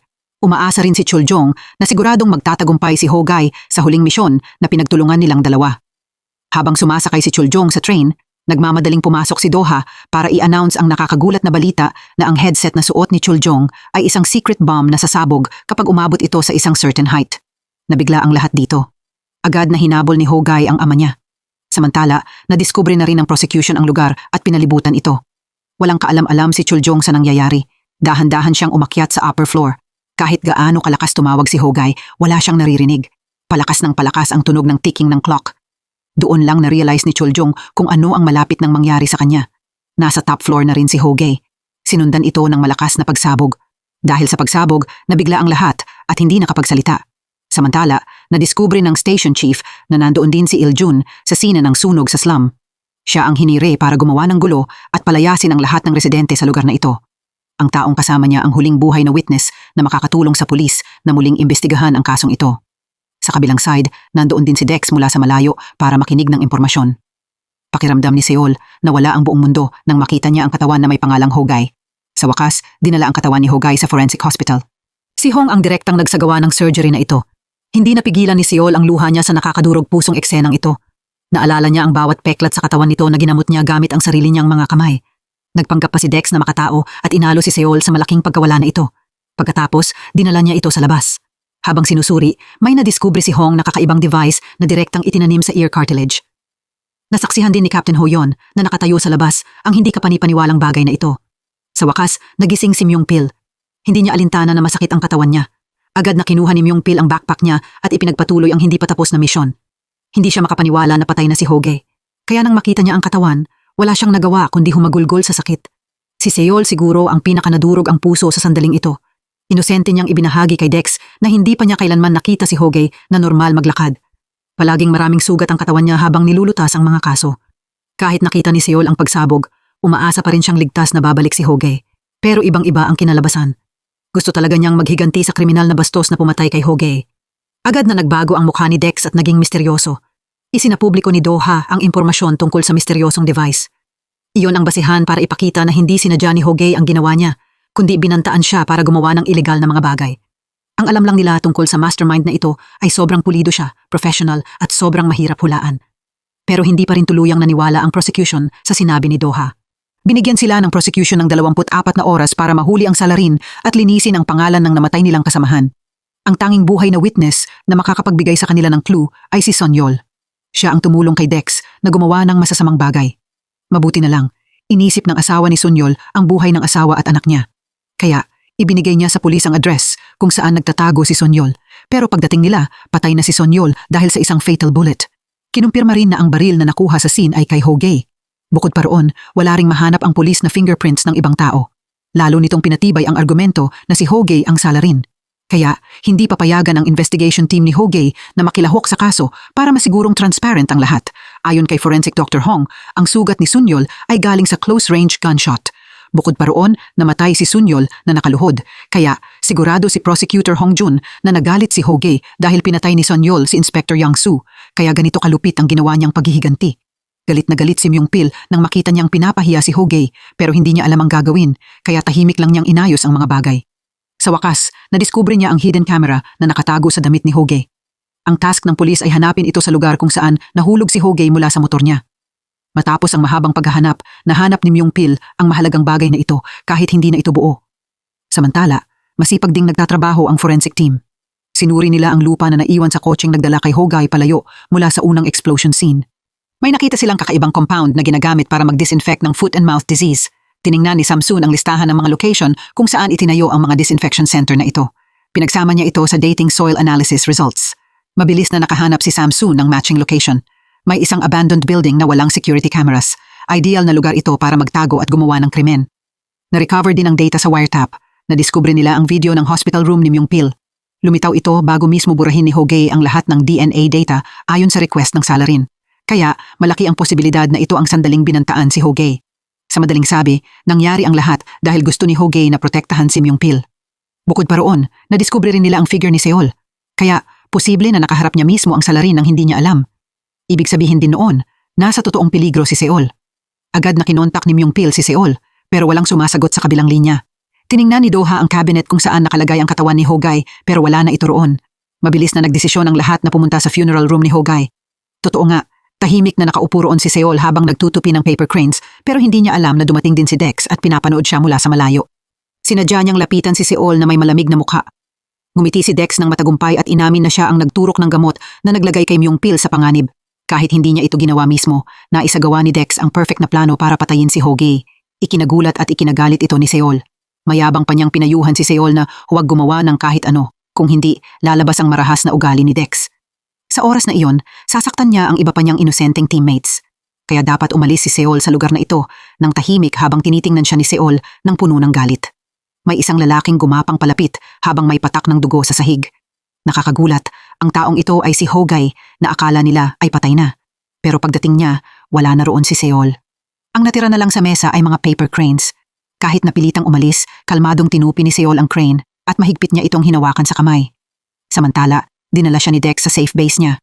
Puno ito ng mga picture at impormasyon ni Hogay. Personal pang inabot ni Dex kay Seol ang isang scalpel. Mayabang niya itong hinamon na ipakita ang galit niya. Dapat patayin niya siya gamit ang sarili niyang mga kamay na ginagamit niya sa pagliligtas ng tao. Siyempre, hindi kayang gawin ng mabuting babaeng tulad ni Seol ang ganitong nakakatakot na bagay. Sarkastikong tinawag ni Seol si Dex na psychopath. Habang buhay siyang matatalo at siguradong magbabayad siya sa harap ng batas. Pero sapat ang talino ni Dex para maintindihan na sinadya ni Seol na kalmutin ang leeg niya para makakuha ng DNA. Ginawa niya iyon para maghanda sa worst case scenario kung saan papatayin siya ni Dex dito. Kaya gusto ni Dex na putulin ang mga daliri ni Seol. Dumating ang rescue team sa abandoned house. Nakilala ni Myung Pil ang paper crane ni Seol bilang signal kaya mabilis siyang unang pumasok. Hindi niya alam na nag-set up si Dex ng sobrang sophisticated na trap. Kapag gumalaw si Myung Pil, pwede itong sumabog. Nanginginig si Myung Pil habang tinutulungan si Doha na hanapin ang bomba. At sa sandaling ito, dumating din si Hogay sa tamang oras. Mabilis siyang sumugod sa loob para iligtas si Seol. Habang gulat pa rin si Dex nang makita niyang nabuhay muli si Hogay, sumugod si Hogay at sunod-sunod na sinuntok si Dex. Pero hindi pa nakakabawi ang lakas ng katawan ni Hogay, kaya sinamantala ni Dex ang pagkakataon para tapakan ng malakas ang malubhang na sugatang mga binti ni Hogay. Pagkatapos, kinuha niya ang isang mabigat na bagay at hinampas ng malakas si Hogay, dahilan para makaramdam ito ng matinding sakit. Sa side na ito, sinubukan ni Myung Pil na ayusin ang mabilis niyang paghinga. Pinanood niya ang bawat galaw ni Doha. Pero sa delikadong sitwasyong ito, pinili ni Doha ang simpleng paraan na putulin ang lubid. Tinanong ni Doha si Myung Pil kung anong kulay ang gusto niya. Sumagot si Myung Pil na tuwing nagsusuot siya ng red underwear, sinuswerte siya. Kaya, agad na pinutol ni Doha ang pulang string. At mabuti na lang, hindi sumabog ang bomba. Pero hindi nila inasahan na may natira pang fuse. Agad itong pumutok at pinabagsak ang buong building. Nagising si Seol sa tamang oras. Ginamit niya ang lahat ng tapang niya para isaksak ang scalpel sa likod ni Dex habang magtuturok na sana si Dex ng lason kay Hogay. Agad na napigilan si Seol at sinakal ni Dex. Ginamit ni Hogay ang lahat ng lakas niya para pansamantalang patumbahin si Dex. Hindi niya nakalimutang maingat na pusasan ang delikadong kriminal. Nakahinga ng maluwag si Hogay nang makita niyang kaya pa ring tawagin ni Seol ang pangalan niya. Dinala si Dex sa police station. Kahit bugbog ang katawan nila, sinalubong ng lahat ang isa't isa ng matagumpay ng ngiti at gestures ng papuri para sa mga kasamahan nila. Tinanong ni Hong si Hogay kung bakit muli niyang itinago ang sikreto na si Sijin ang murderer. Pero hindi ba totoo na mas kaunti ang may alam, mas malaki ang chance na magtagumpay ang plano? Ngayon lang kalmadong ikinuwento ni Hogay ang lahat. Lumabas na hindi napatay ng pagsabog si Hogay. Maingat niyang plinano ang lahat at maayos na nakipag-coordinate sa forensics. Ginawa ito ni Hogay para isipin ng lahat na patay na siya. Kahit sa paghahanda para sa surgery, ginamit ni Doha ang connections niya para humingi ng tulong sa isang kakilala na gumawa ng mannequin na eksaktong kamukha ni Hogay. Siyempre, nandoon ang peklat sa likod ng tenga niya at ang mga peklat na ginaya ang natira mula sa pagsabog ng bomba na nagdulot ng pagkawala ng dugo sa rooftop. Kahit maingat ang paghahanda nila, nagkamali pa rin sila ng kaunti. Mabuti na lang, walang nakadiskubre nito, na natiling sikreto ang lahat hanggang sa huling minuto. Bukod pa roon siguradong alam ni Hogay na aatakihin ni Dex ang kahinaan niya. Iyon ay si Seol. Mabilis na gumawa si Hogay ng plano para lapitan si Dex, kaya naabutan niya ito sa tamang oras. Matapos malaman ang totoo, galit na umalis si Seol. Pinagalitan niya si Hogay dahil hindi nito inisip ang nararamdaman niya. Yumuko si Hogay at humingi ng tawad, pero sa huli, tinupad pa rin ni Hogay ang pangako niya kay Seol na babalik siya ng ligtas. Narealize ng dalawa ang nararamdaman nila para sa isa't isa. Nagtinginan sila ng puno ng pagmamahal ang mga mata. Pagkatapos, si Seol ang unang humalik kay Hogay.